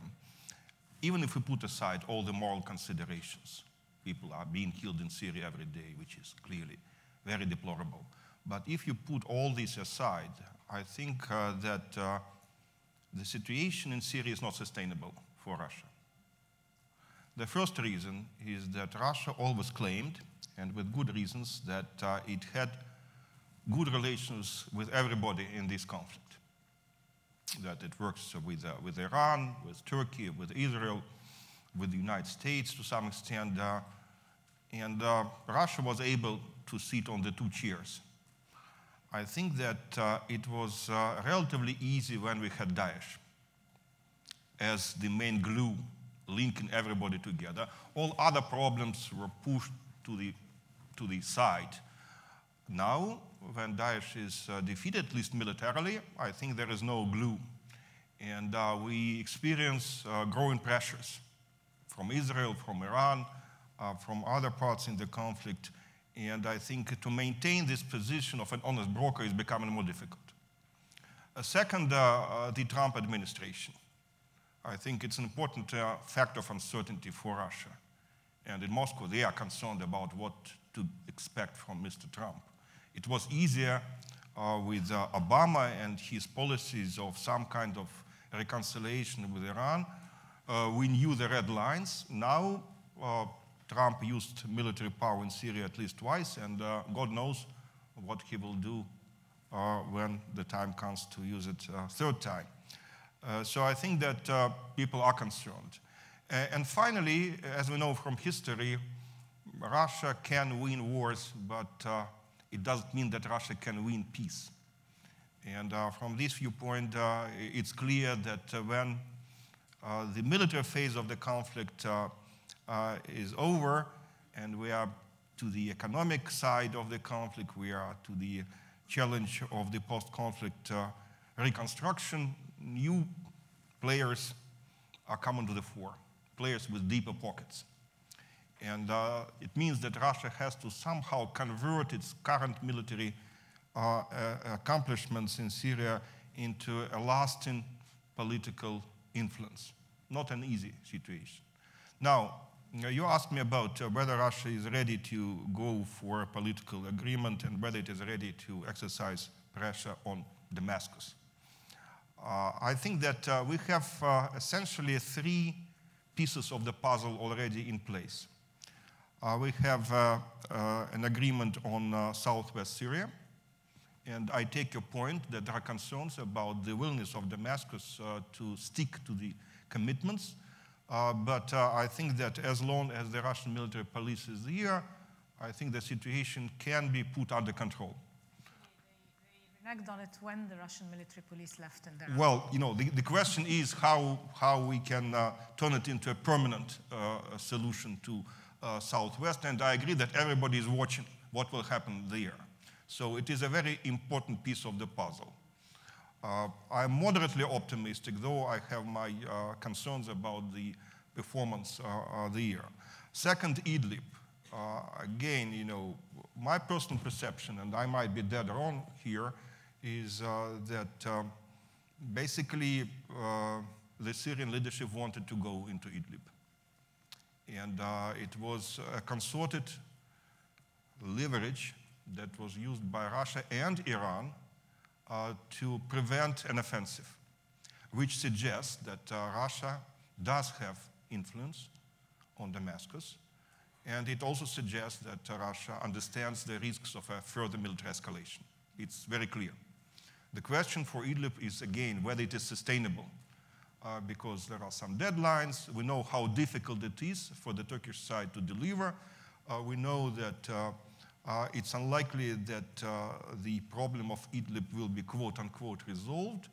So some additional efforts are needed, additional flexibility on everybody's side. I think that so far we can still be moderately optimistic about Idlib, but definitely it might slide to another bloodbath. Third, and I don't want to go into detail on that, but I think that the Istanbul meeting was very important, and I hope that it will have continuation. So this is the third piece. The fourth piece, which is missing, is the constitutional process. And I think that definitely this is something that we should focus on. But I would say even more, you know, if you look at the current Syrian constitution, it's not really that bad. It's about implementation. It's about enforcement. It's about state institutions which are very weak. So I think that what we need is not only the constitution, a new constitution for Syria, but also a new social contract. If we have a new social contract, it would be much easier to bring refugees back and to find some way to some kind of reconciliation. And finally, let me say that in terms of schedule, I understand the importance of deadlines, but let me also offer you another deadline to keep in mind, and that would be 2021, presidential elections. I think that by this time, this political transformation should be already well underway, so that the issues of elections will be resolved, if not automatically, at least without major complications. Let me say that I don't want to be too idealistic. I think that on every juncture, unfortunately, we can fail, and without these pieces, nothing is likely to work. But I think that probably right now we're a little bit closer to an agreement than we were, let's say, a year ago. Thank you. That's an optimistic, I think, point to kind of get us to move towards the American possible position. And, you know, what is going on? I mean, between engagement and disengagement, we understand the volatility in the White House, but between engagement and disengagement, what role will the US or is the US willing to play, particularly when what we constantly hear coming out of the State Department is that the United States is involved to Syria for two goals only. One is to get Iran out, and it's not clear how, and the second is to end Daesh. So where are we on the United States? I'm asking Ian, I forgot to introduce you, Ian Lesser, who is the Vice President and the Executive Director of the Brussels office at the German Marshall Fund. Thank you very much. I mean, obviously I can't give you the American perspective on this. I can give you an American perspective, and of course it's an unofficial one, so I'm an observer, but let me maybe just build on some of the things that were said. I mean, I think when you talk about the American, both the perspective and the role, I think you have to step back a bit. I mean, the US is not a neighbor to Syria. The US is inevitably not going to have the same perspective as Turkey would have, or indeed as Russia would have with the extent of Russia's presence there. It's simply, you know, the perspective of a global power looking at a regional problem, but a very important one.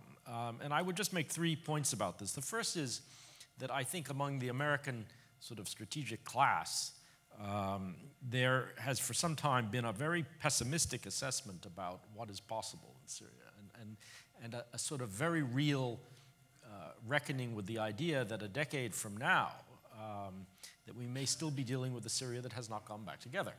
Now that is obviously not the perspective and shouldn't be the perspective of people dealing with the political negotiations underway. But from the point of view of strategists sitting in Washington, this is a very real possibility. And to reckon with the sort of geopolitical implications of that, not just in the Middle East, but also in terms of the equation in the Eastern Mediterranean and other things, in terms of our relationship with Russia as well. Actually, I would agree with much of what Andre said about his appreciation of the situation. This, you know, as the relationship with Russia has deteriorated, let's be honest, this is actually one of the areas where it's not so bad. I mean, I do think there is some useful discussion that goes on between Washington and Moscow on this. But again, I think all of these points that were made about the scale of the refugee problem, something that wasn't mentioned, which is that even though Daesh has been defeated essentially militarily, the problem of the thousands of foreign fighters who will still have somewhere to go, and where are they going to go, is going to be part of this equation, principally for Europe, but also in the American appreciation as well. And these are all really structural problems. The second point I would make about this is that I think there's really very little US enthusiasm for any kind of substantial military presence of a sustained nature in Syria. I mean, to the extent that we have interests there, they are largely derivative of other things. And you mentioned two of them, and I think in this case the administration is being very clear and very accurate in how it assesses the situation. And it wasn't very much different from the Obama administration either. It was about Iran and it was about Daesh. I would say today it's also about something else, which is the very real possibility of this existing hot war between, at a limited one, okay, between Israel and Iran in Syria escalating. I mean, this is a very real concern from the point of view of the United States, and it's a very real possibility I think we have to reckon with. The other part of the equation is our very difficult relation with Turkey over this. I do think this could be improved. I think the Turkish perspective on the YPG is understood very, very well in Washington. There are certain reasons, maybe by force of habit and the long-standing relationship between the Pentagon and the YPG, that make it difficult to dismantle that. But you know, surely we also need to take into account Turkey's very real concerns about territorial integrity and other things. But that's definitely on the agenda. Without coming down on the regime or state side of this thing, let me say regime or state, there is still, and I think will continue to be, and this is my third point, really pronounced distaste for the Assad regime, state, however you want to put it. And when it comes to the question of reconstruction, especially with this new Congress that we have after our midterm elections, I find it very difficult to imagine the United States contributing to reconstruction on the scale that the World Bank has estimated, as many people have mentioned, $250 billion or $300 billion, with no firm idea of how effectively this could be spent. With that regime, state, government in place, I think there will be no enthusiasm for contributing to that. And on that point, I think finally we're not going to be in a very, very different position than the European Union. I just think some very profound change in terms of the regime, the state, has to take place in order for that equation to change. And that, you know, just the final point, I mean, what is really the limit of the international community's ambition in Syria? Is it simply to stabilize an oppressive government and keep it in place, or is it something more ambitious? And that goes back to the point that you made, Deputy Minister, about you know, the root causes of the problem. I think there will be a strong American interest, even in a relatively transactional diplomacy at the moment, in seeing something more profound over the longer term. But let me just end with that. Thank you, Ian. With this, I'm going to turn to Julian. Julian Barnes-Dacey is the director of the MENA program at ECFR. Julian, given what we've heard, what would the political process look like? And perhaps also, since we don't have anyone who is speaking to Iran's role in Syria, perhaps you can also say a few words about this. You know, Iran is a major actor. It's supporting the Assad regime in very different ways, both militarily and non-militarily. So is there an end game there, and what is it? And where do you see things going? Thank you very much, Maya, and thank you for having me. I'm struck by the degree of optimism that has been sounded out through these halls on the constitutional process in the last couple of days. Undersecretary Hale this morning talked about us being on the cusp of a reinvigorated process that is going to deliver a political solution. The Russian foreign minister yesterday said that, again, no timetables, but we're nearly there. I struggle to see how this semblance of an externally managed political process translates to anything meaningful on the ground today. And I get that we are in a very much kind of the last chance saloon of I think, this political process, what Stefan is trying to do. But the question that hangs over this for me at the moment is, even if one does get a degree of change and sign off through a constitutional process, what will that actually mean? I mean, is there any sense that this will make any difference on the ground? Or is this more about us now wanting to sign off on some kind of political process, whatever it means, as opposed to investing in something that is going to bring tangible outputs on the ground? As I look at the situation on the ground, Assad is stronger than he's ever been, despite, I think, a lot of wishful thinking in the West that, well, he's recontrolled Syria, but militias, economic dependence. Assad has options. The region is re-engaging, economically and politically. Countries like the Saudis, the Emiratis, the Israelis actually see him as a potential partner in pushing back against the Iranians. You have the borders reopening. Militarily, he's consolidated his control over the core bits of the country. I think we're dreaming if we think that the US is going to come in and make any fundamental difference on the political process. I think, there's been a lot of talk about, well, the US is back in the game now. It was interesting to me that Secretary Pompeo a few weeks ago gave a speech in DC where, as well as giving the formulaic reconstruction political transition lines, he also talked about reconstruction being linked to the withdrawal of Iran. And there was a sense, well, maybe if Assad can be constructive in Iran, we can engage on that front. So it tells you where US priorities are. And so put together, I just wonder how, even if you do get some kind of process moving forward, that can translate into something that's going to deliver something which changes the lives of Syrians on the ground. I think that there was a moment, I think we're sadly past it, where if we'd lowered our ambitions, if we'd stopped talking about regime change and a zero-sum perspective, perhaps some of the measures being talked about in terms of the constitution might have been deliverable. But I think we needed Assad to be on the back foot slightly at that moment. We needed to move away from this existential perspective, and perhaps then we could have leveraged something. I just don't see now where Assad is so strong where he can deliver it, where he's going to be willing to deliver it. Lavrov yesterday said very clearly, we will pressure the regime very gently. Gently was his word. The regime feels it's won. It does not want to give an inch. When Stefan was in Damascus recently, they said, get out of here. The constitution is our business. I don't think the Russians want to deliver, and I don't think they can deliver. And I think that gets to the Iranian point. Assad is stronger now than ever. He has the support of the Iranians on the ground. The Russians have frankly said for a long time we're unable to deliver the regime, and I think we should listen to them when we say that. We should listen to Lavrov when he says we're only prepared to do a minimum amount of pressure. So, I'm sorry to be really pessimistic, but I do think that, there's going to be a transition of sorts in the coming period in terms of the UN envoy, and Stefan, who's done this so well and so committedly for 4 years, I think has perhaps a window of opportunity to now say, look, this is it. I'm leaving, but the next envoy can't continue this hollow process, this game, if it's not delivering anything. And that perhaps might push the Russians and others to say, okay, let's salvage something before it's too late. But even then, what that will deliver on the ground, I'm very questionable about. I do think that there's a sense that the new UN envoy should perhaps withdraw some of the legitimization from the process, say to the Russians and the regime, well, you want UN sign-off, you need to come to us. You need to deliver something on the ground that actually says you're real about this process.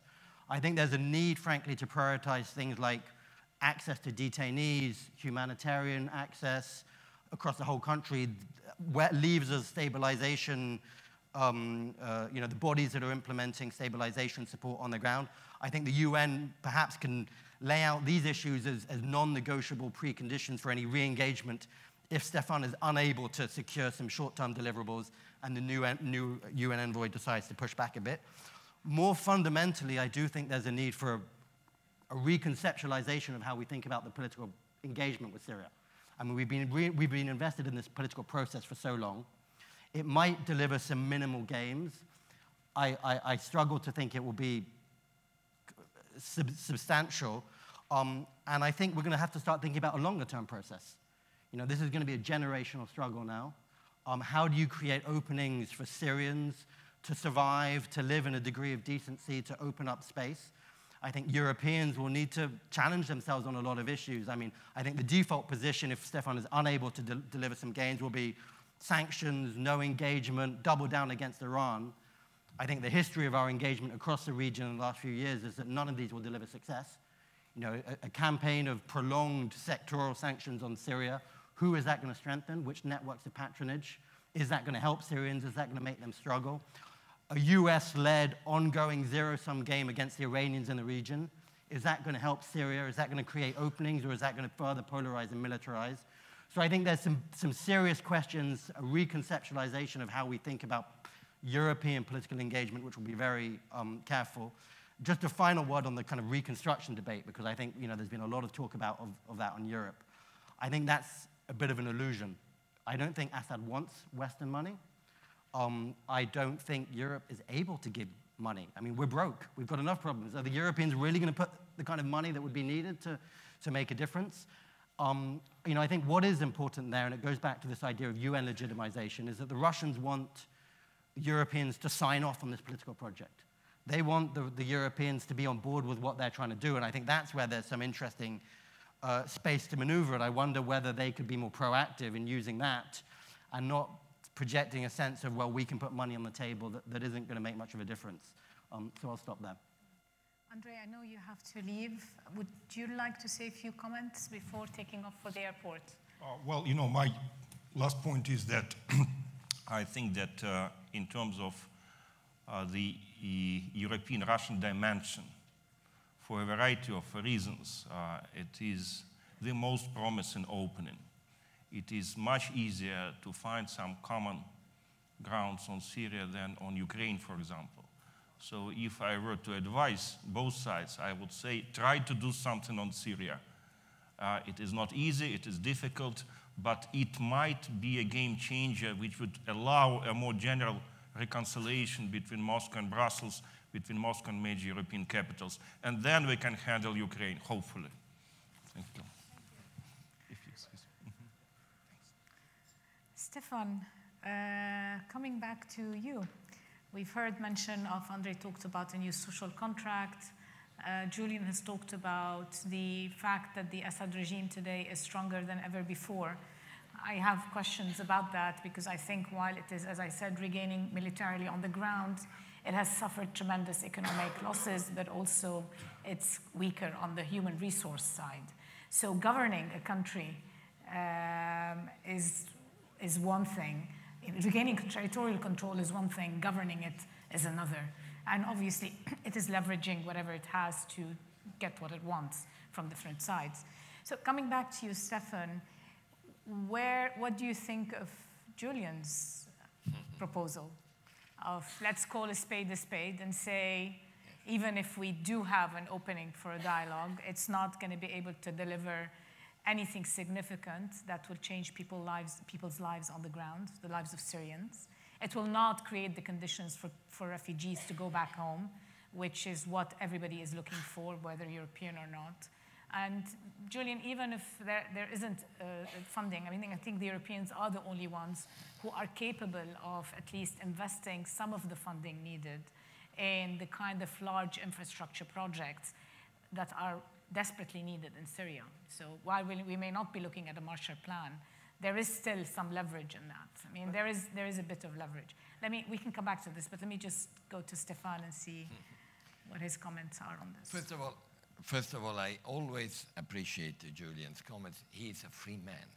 He can invent any type of theory. He's a thinker, and it's been very stimulating. In fact, I was wondering whether he was picking up from some of my own ideas this time. Because it's true. It's true. I am pushing until the last day of my assignment and use that leverage in order to get something moving in the direction of the Constitutional Committee. Why? Because you heard, the Russians have an interest, substantial interest. We all have an interest. Neighbors have.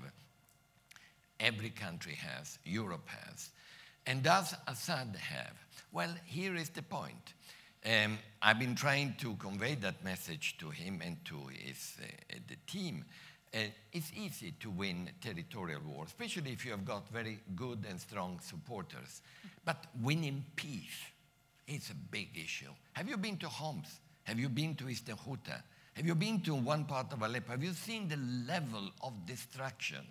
And the fact that now millions of Syrians are out and millions of Syrians are poor. And they are proud people, good people. And they are waiting for the end of the conflict to actually say, well, where is my future? And they can be quite a pressure point. Next point. So we should have either a constitutional committee or clarity. And that can happen during this period. And I think there is a chance, but we need to help everyone, including the Syrian government, to understand that they can sit and wait, but winning the peace can be very painful and very complicated. Now, one lesson we should all have learned, I learned, and with John Allen, who he may be here, we did learn together. You remember in Iraq when at a certain point we thought we believed we had defeated, quote unquote, all Daesh. At that time it was called Iraqi Al-Qaeda, with a gentleman called Al-Zarqawi. And the idea was that that was over. And then what happened? We have a new sort of entity, much more horrible and much more organized, called Daesh. And Mosul disappears. And Mosul ends up into their own huge up to Raqqa. Why? Because there was a military formula, but there was not a political inclusive formula. And that's why others started playing on the fact, look, here we can, you can do it through that.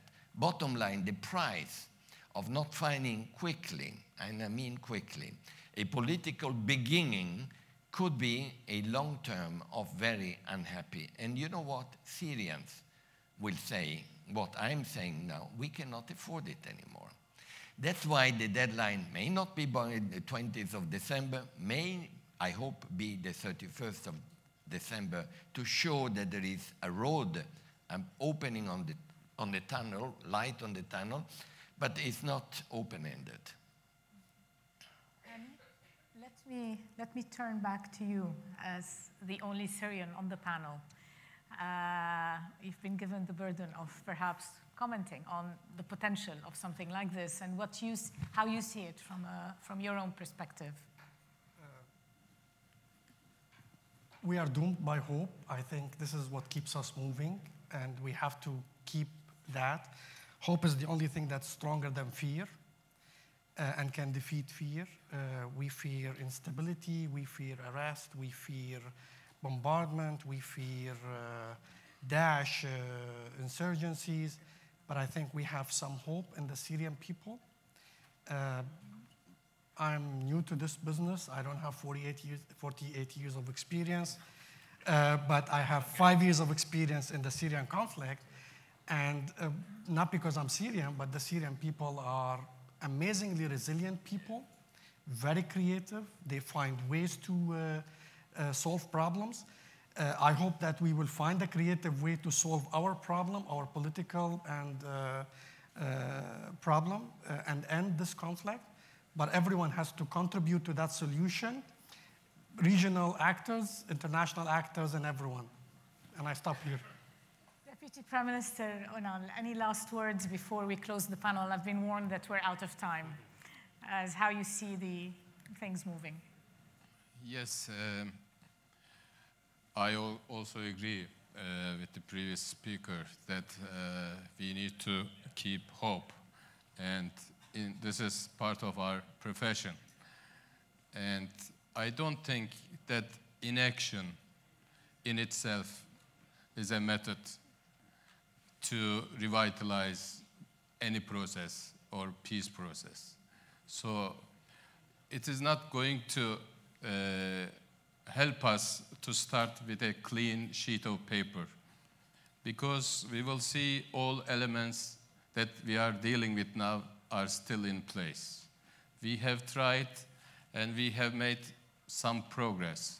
It may not be satisfactory to all of us, but we need to build on what we have done until now.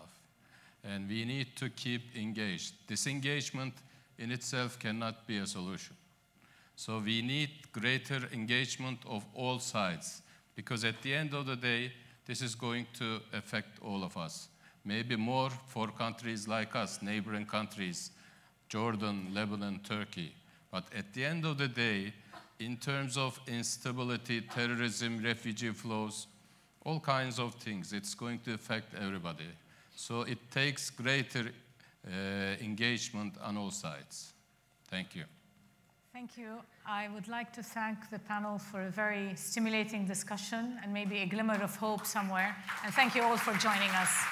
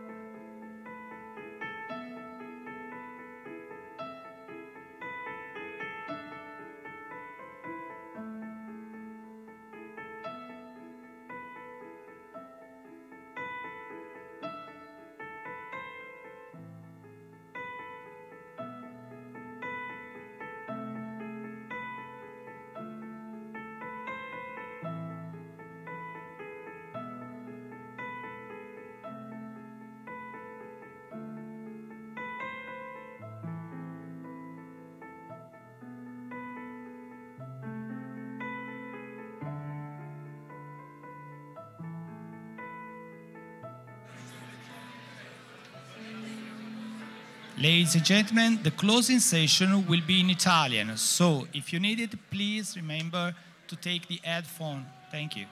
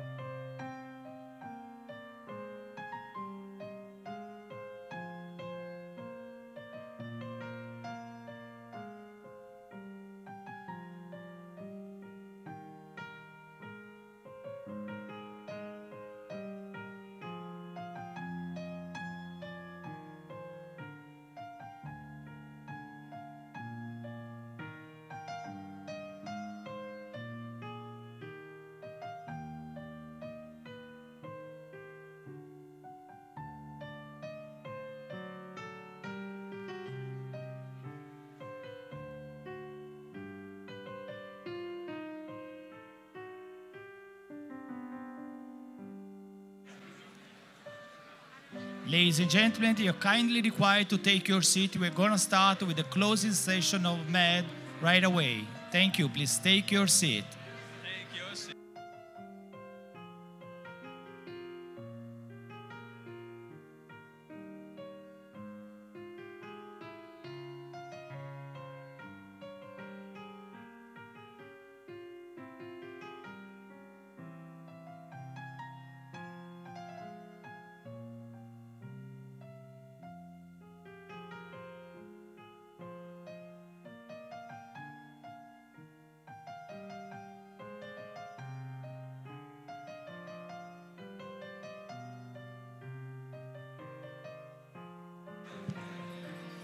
Ladies and gentlemen, please take your seat. We are going to start right now. Thank you.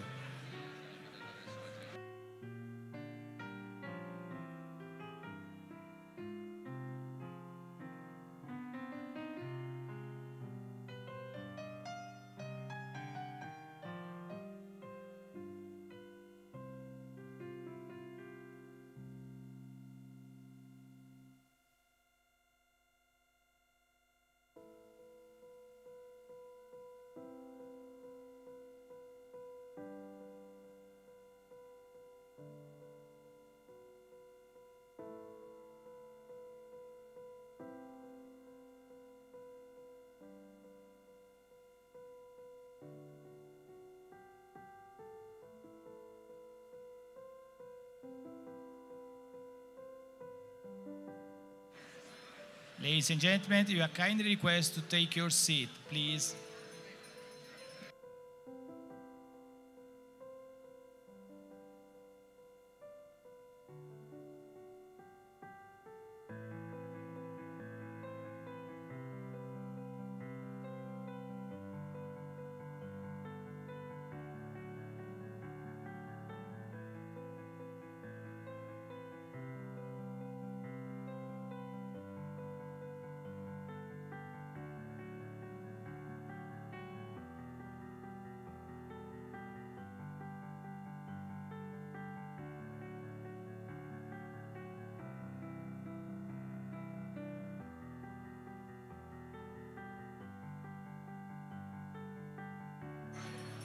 Ladies and gentlemen, take your seat, please. Thank you. Please take your seat.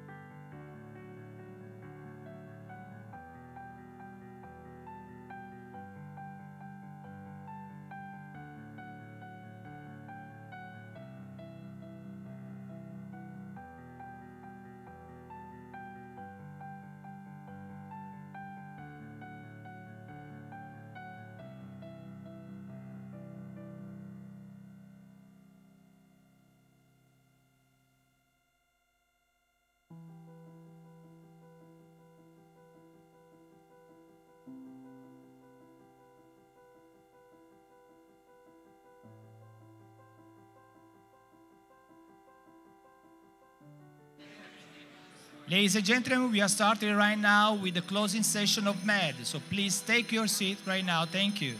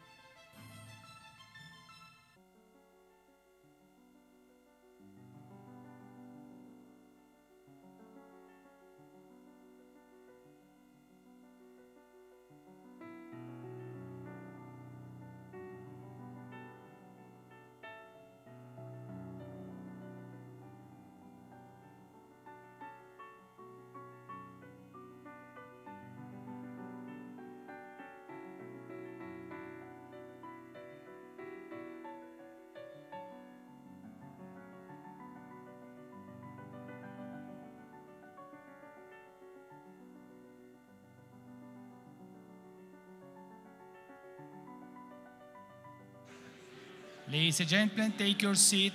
The last session of MED starts right now. Please take your seat now. Thank you.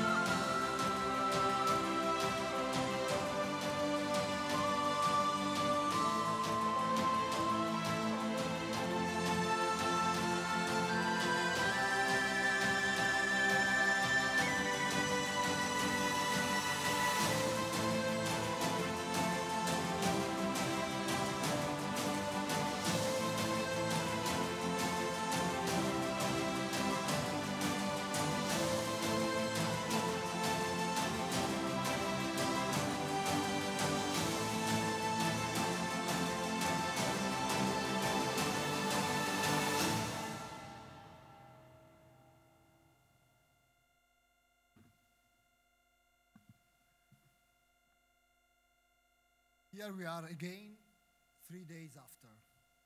And as we move toward the conclusion of this 4th edition of the Med Dialogue, I wish to go back to the starting point 3 days ago.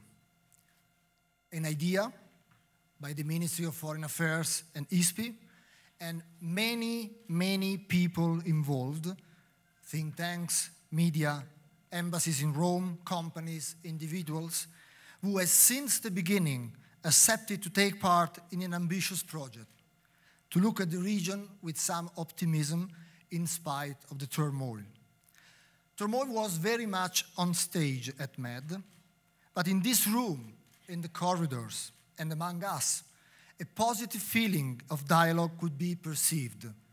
I'm sure you did. Let me thank the more than 150 speakers who took part in the 50 session held during this year-long process. Let me thank the joint team, Farnesina, ISPI, all of you who followed us with patience and sometimes with positive feelings. Our special gratitude goes to all the sponsor and research partners, and in particular to Eni and Leonardo, that with their active participation, contribution, and vision help make MED possible over the last 4 years. I have the pleasure of inviting to the podium first Giovanni De Gennaro, President of Leonardo, and then Claudio Descalzi, CEO of Eni.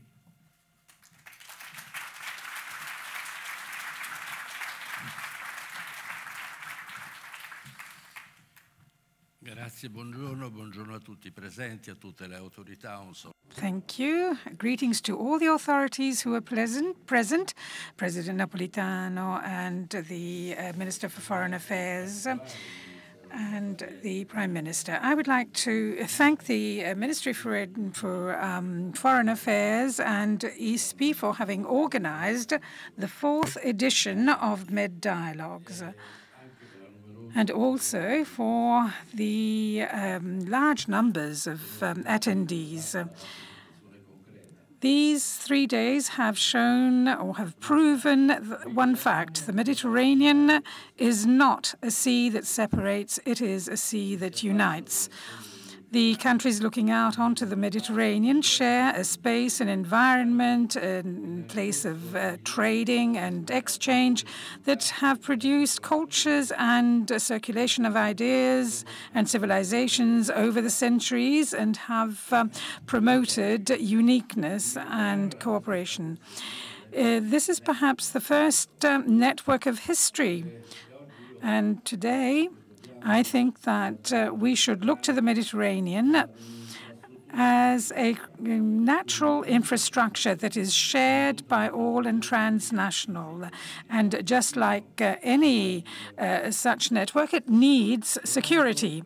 Leonardo, the company that I represent with great honor, contributes in different ways and with different means to the protection of this very sensitive geographic area. We do this through satellites to identify environmental damage, to provide assistance after natural catastrophes, and also to observe the flow of goods and commodities.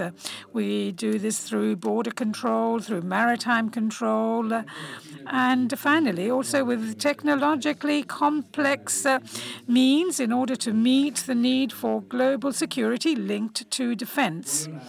Now, through Leonardo, Italy holds a legacy of technology that may contribute to generating wealth, significantly improving the living conditions of the people.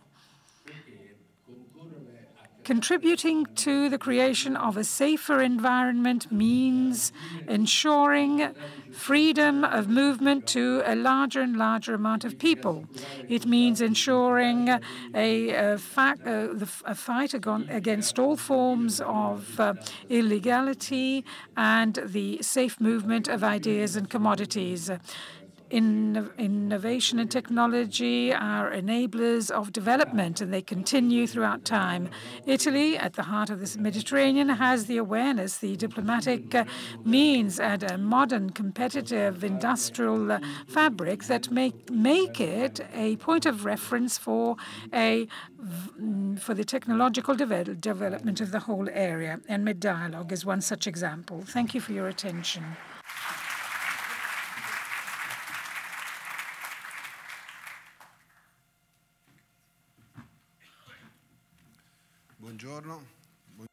Good morning, and good morning to President Napolitano, to the President of the Council of Ministers, Mr. Conte, and Minister Moama.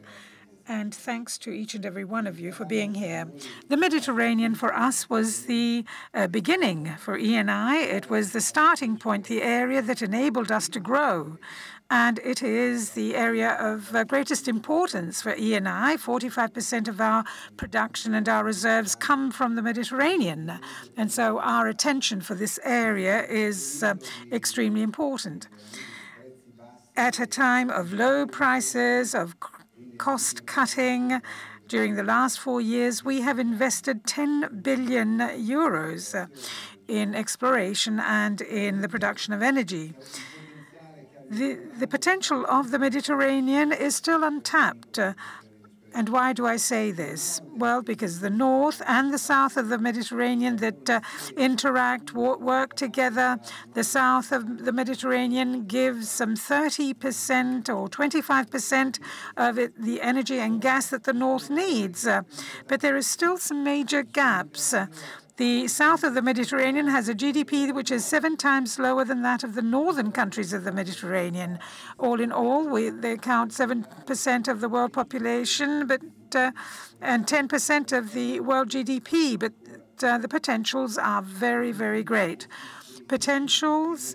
If the potentials were to be exploited, if we succeeded in making a critical mass between north and south of the Mediterranean, we would have the possibility of reaching as much as 15-20% of world GDP. The factor that may trigger this union, this coming together, is energy. There is strong complementarity between north and south, due to the fact that the north does not have energy sources or gas. It must purchase 95% of it from abroad, and the south has much more than it can use. So this is an element that is shared in common. We need to tap this energy and this possibility of creating even stronger bridges. The other is moving towards a different mix of energy sources, because in the south of the Mediterranean, this huge geographic area, with gas and with the other possibilities it may produce most of the energy coming from renewable sources. So if we can overcome the political problems, the geopolitical problems, the south of the Mediterranean could be a point of strength that at the present time lie in the east and west. So this is the work that we are doing together with the government. We are trying to bring together the north and south of the Mediterranean closer to each other, and we hope that next year we will be able to bring to you the results of this major endeavor. Thank you. Grazie. Thank you, Mr. President of the Council of Ministers, President Napolitano, and President of ISPI, Ministry for Foreign Affairs, authorities, ladies and gentlemen, thank you. Thank you in particular to you, President Conte, for having accepted our invitation and for having lived up to the expectation not only of ISPI, for having accepted to come here at the closing session of the 4th edition of the Med Dialogues. And I'm expressing these thanks because I need to thank all the men and women of ISPI who have put a lot of work in bringing about this conference, and I'm sure that the large numbers of people present bear witness to the success of this conference. We have had 3 days of very, very intense debates and discussions. We have covered several issues such as security, prosperity, identity, migrations, and culture. In a nutshell, the search for well-being in a sea, in a sea where this well-being does not seem to be widespread. So this type of forum cannot provide solutions, but what it can do, as I said in my opening speech, we can try to provide a method, provide those inputs that are the enablers that can give support to the political processes and make them sustainable and give governments the possibilities for developing their political initiatives on firmer ground. And then we can have a holistic approach for a new humanism. What struck me during these 3 days of discussions was the constant emphasis of the human element and the social and economic fabric that strengthens the relationships between the two sides of the Mediterranean and promotes cooperation. I think I can say, Mr. President, that this interaction, this discussion has come up with some results. Amongst the factors of sustainable promoters of a process for the stabilization of the crises, well, we have heard speak about the Israeli-Palestinian conflict, which in recent times had not been given much attention. We also put an emphasis on growth. For our country, this is a primary goal, economic development, which is to be pursued through greater cooperation in investments in the energy sector, in advanced technology. And then amongst the facilitating factors, an open dialogue appeared as an important element. Open dialogue in politics, with the business world, with all the areas of civil society. Therefore, an open dialogue that promotes a positive agenda. Therefore, I think that I can say that we are giving to the government an instrument of dialogue, a platform that is at the service of stability in the broader Mediterranean area. Of course, the foreign policies of all countries are the result of their politics and economics, but it is up to the states not to shun those responsibilities of contributing to a positive agenda by using all the means available to them. At this point, I would like to pass the floor to the Minister for Foreign Affairs for his words of farewell.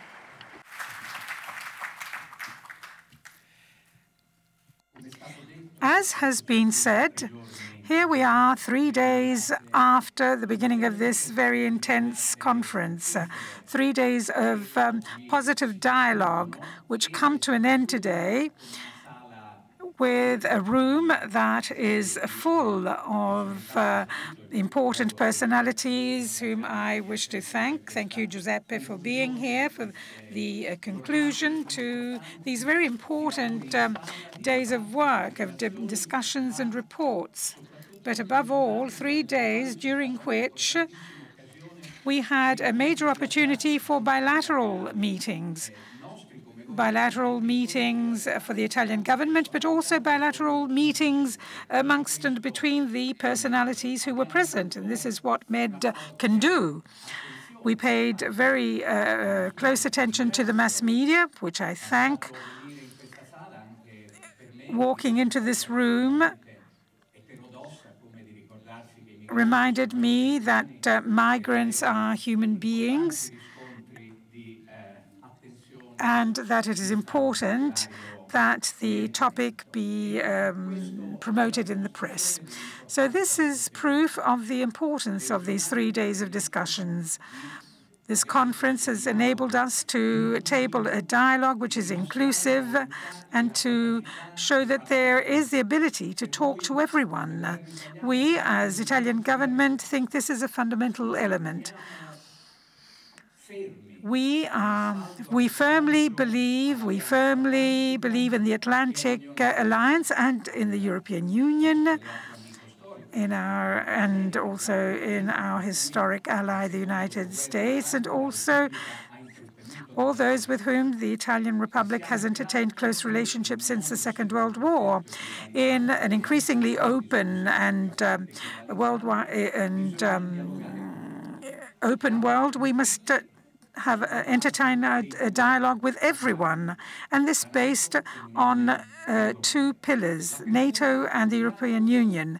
Being open to dialogue is important by moving from these 2 pillars, which have been important for the Italian Republic when in the past, our country made this important choice, an important choice that have given us decades of peace, of well-being and growth. The difficulties that we are experiencing at the present moment are known to us all. The difficulties of the past are known to us. But suffice it to look at the films or at footings of only a few decades ago, of the post-war period, films of Italy in the 50s and 60s and 70s. Suffice it to recall the images of the difficult years when domestic terrorism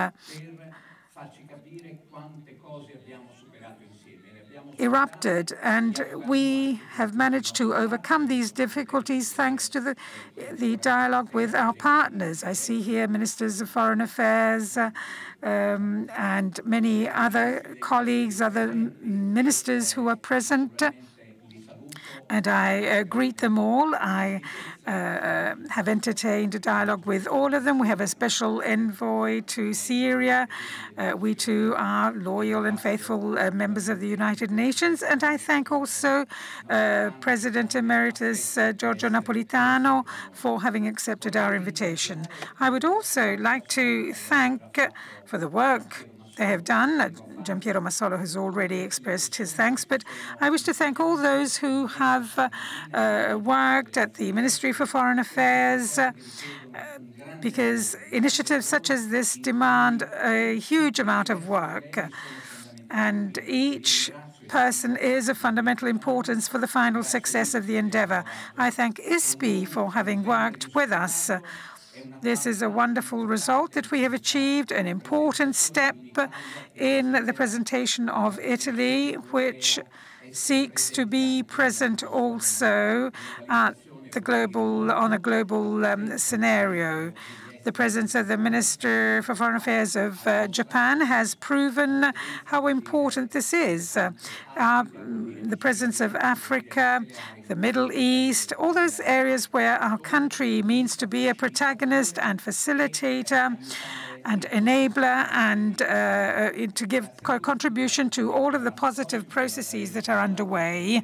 And now I pass the floor to the President of the Italian Council of Ministers, Giuseppe Conte.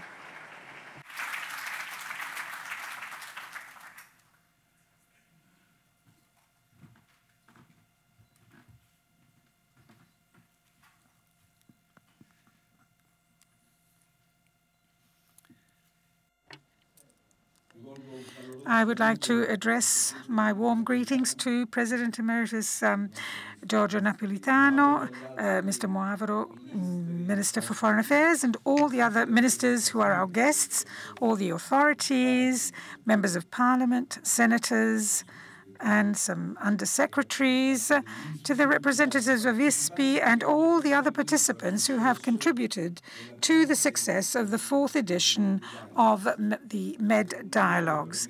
It is an honor for me to make some final remarks at this event, an event which over time has become increasingly prestigious. Special words of thanks I would like to address to the President of the Iraqi Republic, who opened the conference and with whom I have had a profitable discussion last Thursday at Palazzo Chigi. His presence here in this venue, together with President Mattarella, bears witness to the profitable relationship between our two countries along a path that we fully endorse, aimed at restoring peace to a part of the world which unfortunately is still highly unstable. And I wish to express my special thanks to Minister Moavero and the Ministry for Foreign Affairs, not only for the huge effort in mounting this prestigious event, but more in general also for the exceptional daily work done in promoting the values and interests of our country in the Mediterranean and across the world.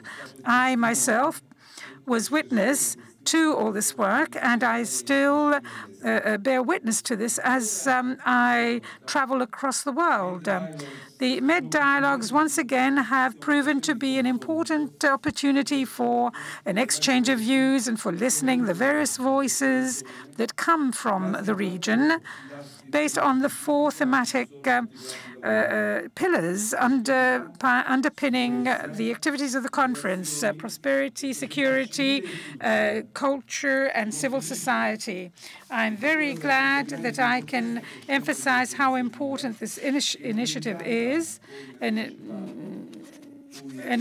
which has become the main international appointment dedicated to the reflections on the broader Mediterranean. The figures bear this out. As many as 800 participants were present at this conference. The representatives of the media, of the business world, ministers, and high-level personalities. So we are pursuing a political policy in the Mediterranean which is open, and Italy as a whole is behind this initiative.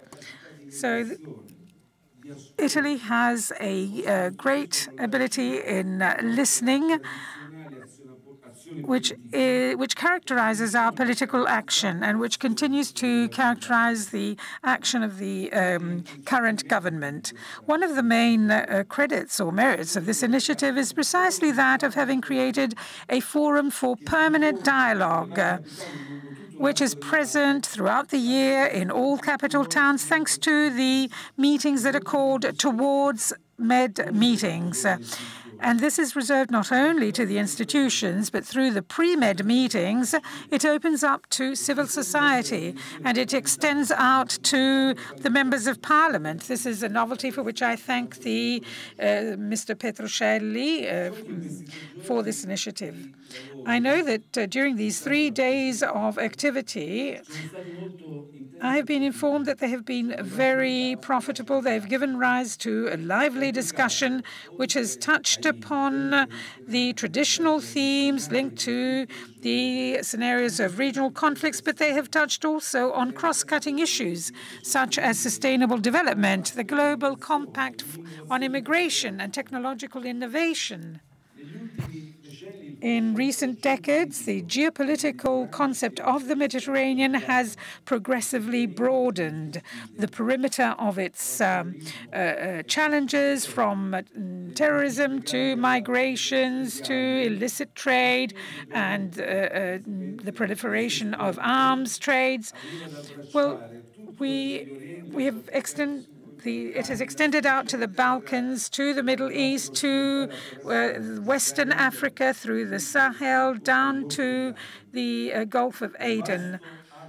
So this is a broad area of crisis which we hope may soon go back to playing its historic function of being a crossroads for civilizations, different civilizations that can enrich each other mutually. And therefore, from being an area of crisis, I hope that it may turn into an area of opportunity and that it may accomplish all the possibilities that are in store. The Mediterranean Sea is much, much broader, which surrounds the Mediterranean proper, serving. Well, the historian Brodel has described all this very effectively. The ancient crossroads represented by the Mediterranean. And this historic approach offers a clear-cut response to the current questions that the broader Mediterranean is not a definition only for experts, but it is to be taken into account at the general level so as to capture the strategic importance of this area, which is of priority importance on the European and international agenda. And this is why, over and above the importance of this area has always had in Italy's foreign policy, well, our country feels that it has a great responsibility in prompting the awareness of its partners and the international community in favor of the stability of this region. This is done at the bilateral level. The Mediterranean issues are high on our political agendas, and I am proud to recall the recent structured dialogue on the Mediterranean that was started with the United States during my last visit to the White House in July. So our activity aimed at prompting people's awareness extends out to the many multilateral forums that we participate in, where we try to make sure that the Mediterranean dimension may emerge and be clearly understood. We did this also at the G7 and during the mandate as non-permanent member of the Security Council of the United Nations. And we have continued to do so within OECD. And we continue to do this also within the European Union. And if today also NATO looks with greater interest to the challenges of the Mediterranean, well, undoubtedly, please allow me to say this, this is due to the constant attention that Italy has always drawn people's attention to. And so it is extremely important for us to entertain this relationship with the Mediterranean, which is important also for Europe. And here, please allow me to quote Aldo Moro: "Nobody is called upon to choose between being in Europe or being in the Mediterranean, because Europe as a whole is in the Mediterranean. Europe, therefore, has an interest, but also the historic duty to offer the broader Mediterranean its heritage of stability, of socioeconomic development, of ability to mediate, accompanying all the countries of the regions and their peoples in their quest for security and prosperity. Europe, therefore, and Italy has a great responsibility in this, because what is at stake is not only the future of the region, but also the security and stability of the old continent. So if it truly wants to be a global player, Europe must continue to work on the creation of a new regional order, which may place at its center shared responsibility and cooperation. Shared responsibility means, first and foremost, having respect for the prerogatives of all the peoples of the Mediterranean and of the institutions as they define their future.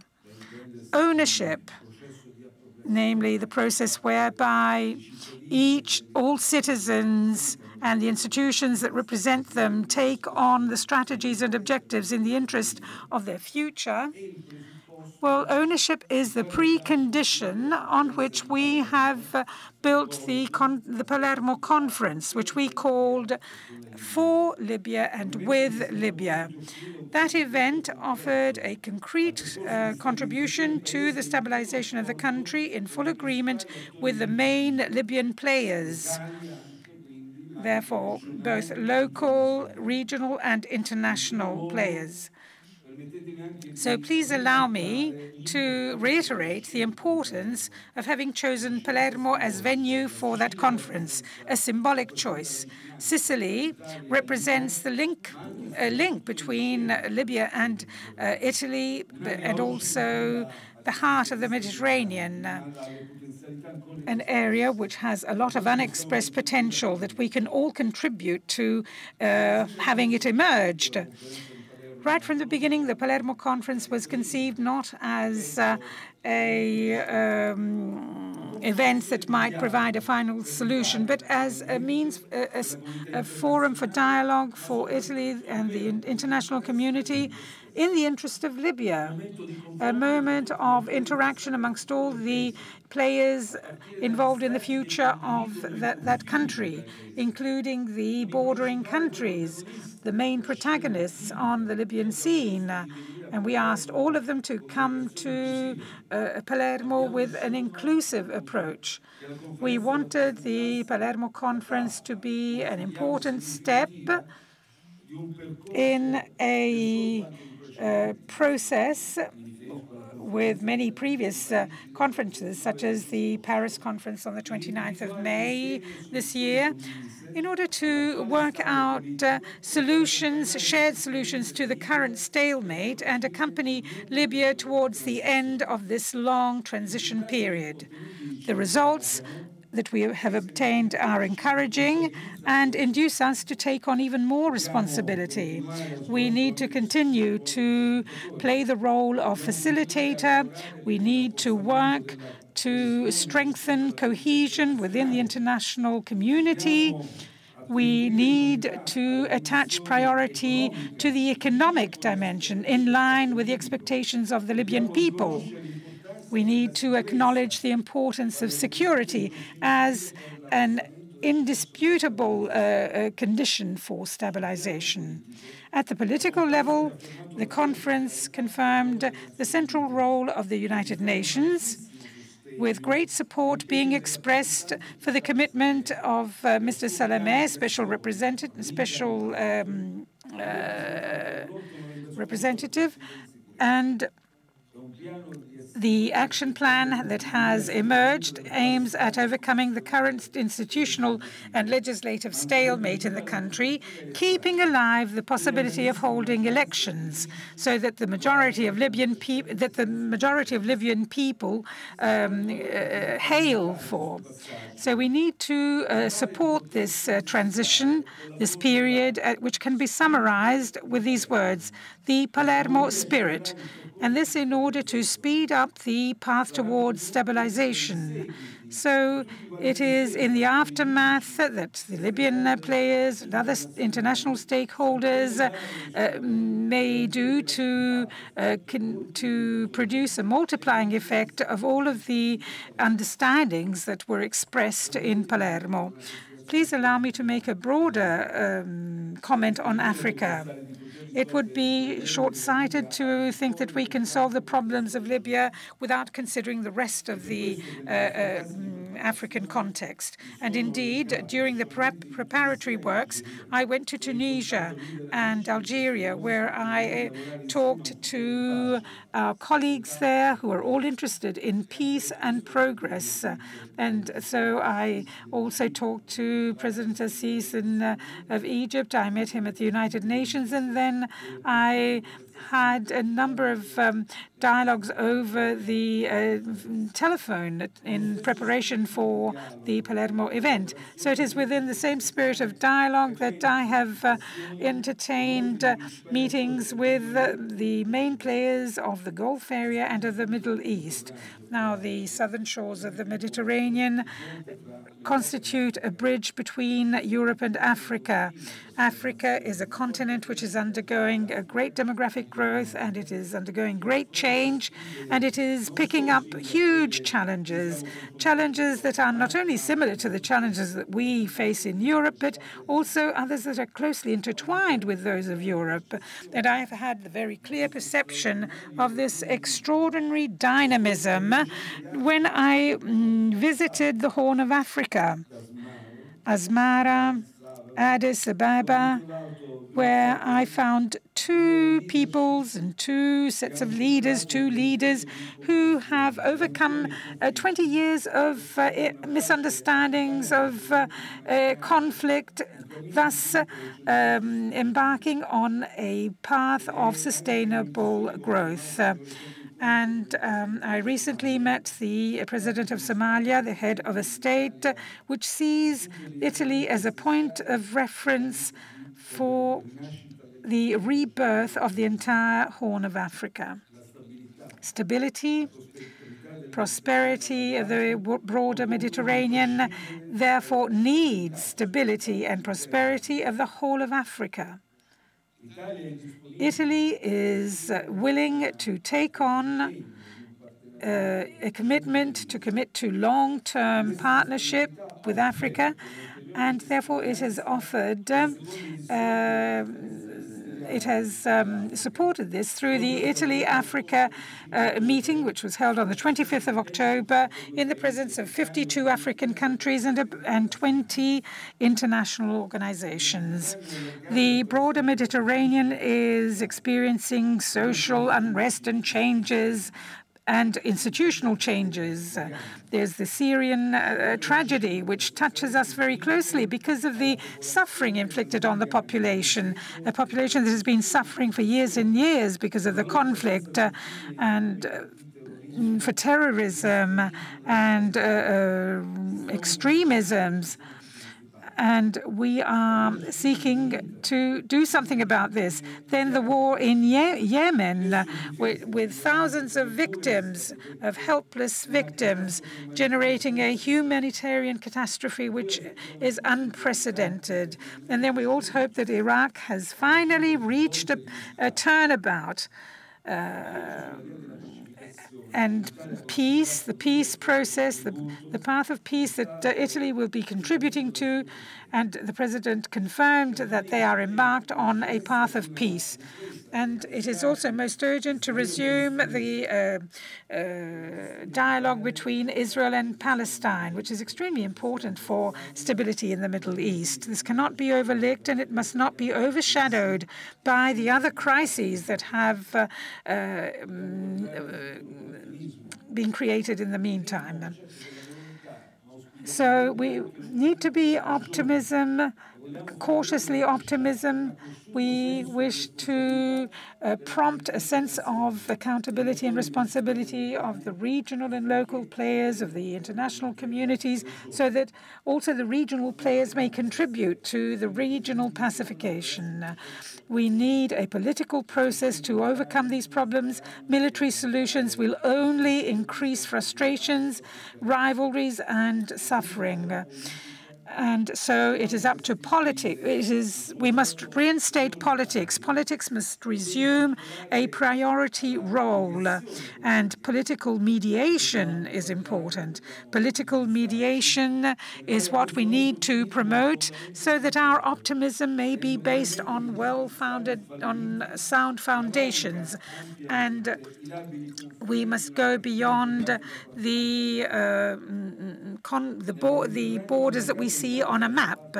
And Italy is doing its share also at the multilateral level. We are constantly engaged in peacekeeping initiatives of the United Nations. We are the first contributors in terms of means and soldiers in the common defense of the European Union. The very interest of NATO in the Mediterranean has increased, as I have said, thanks to the input of Italy. And at the July meeting, the alliance decided to expand its means in order to face, in agreement with the southern partners, increase the challenges to security or to ensure security. So in the long term, it is through culture that the region may go back being a crossroads of civilization where peoples will not fight against each other but will come together. And all this, and also the program of Italy, culture, and Mediterranean, promoted by the Ministry for Foreign Affairs and International Cooperation, is implementing in the Middle Eastern areas, and North Africa is in line with this position. The whole of the north of Africa is involved with the creation of incubators that will not come to an end very soon, but will continue to grow. Also, cooperation development is an integral part of our foreign policy, and it is one of the most important strategic factors for our government.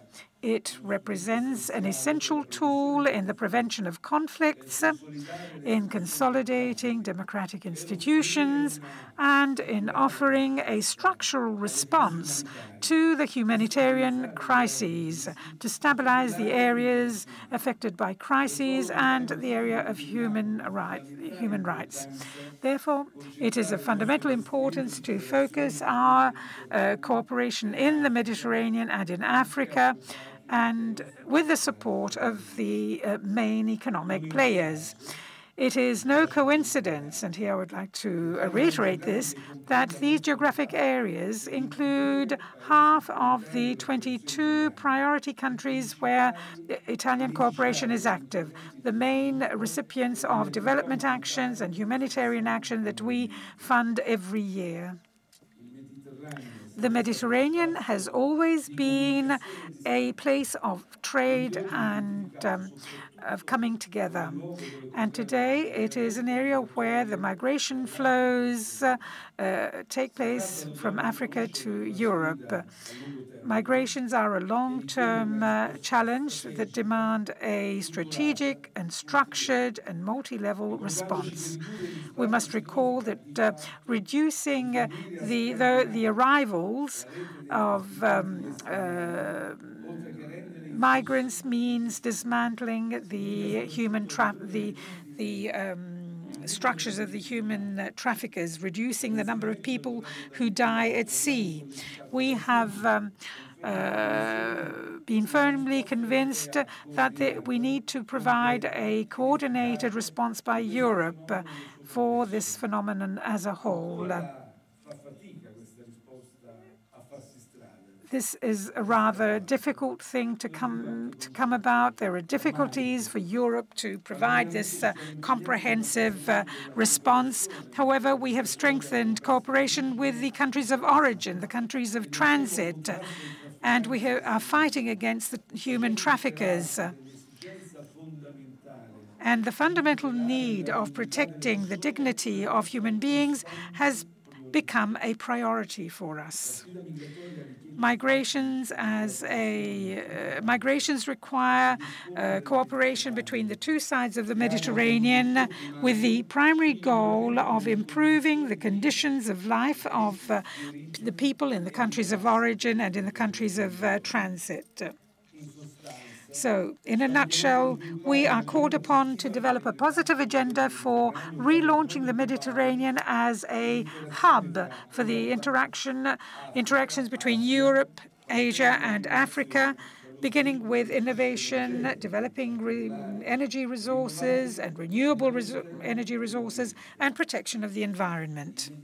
The Mediterranean, and here I'm about to conclude, is a place poses many challenges, but I would also like to say that it offers many opportunities. We must seize these opportunities with the support of the international community so as to create a partnership that is mutually beneficial. I would like to conclude by recalling the words of Giorgio La Pira, an Italian professor and politician who pointed out that the peoples of the Mediterranean, that look out onto the Mediterranean Sea, whether they like it or not, they share a common fate. Well, I fully endorse this. We are here because we firmly believe in this universal vocation of the Mediterranean, which should be defined as globalized rather than as a broader Mediterranean, because it is the result of a century-old evolution of civilizations that are constantly in interaction with one another. Thank you.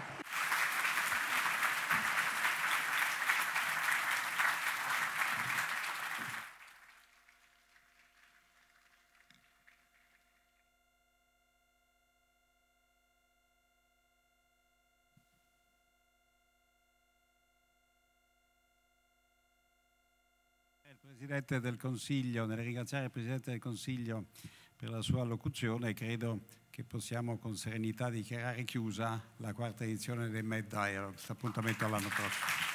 So with this presentation by the Prime Minister, we have concluded this conference and we look forward to seeing you next year.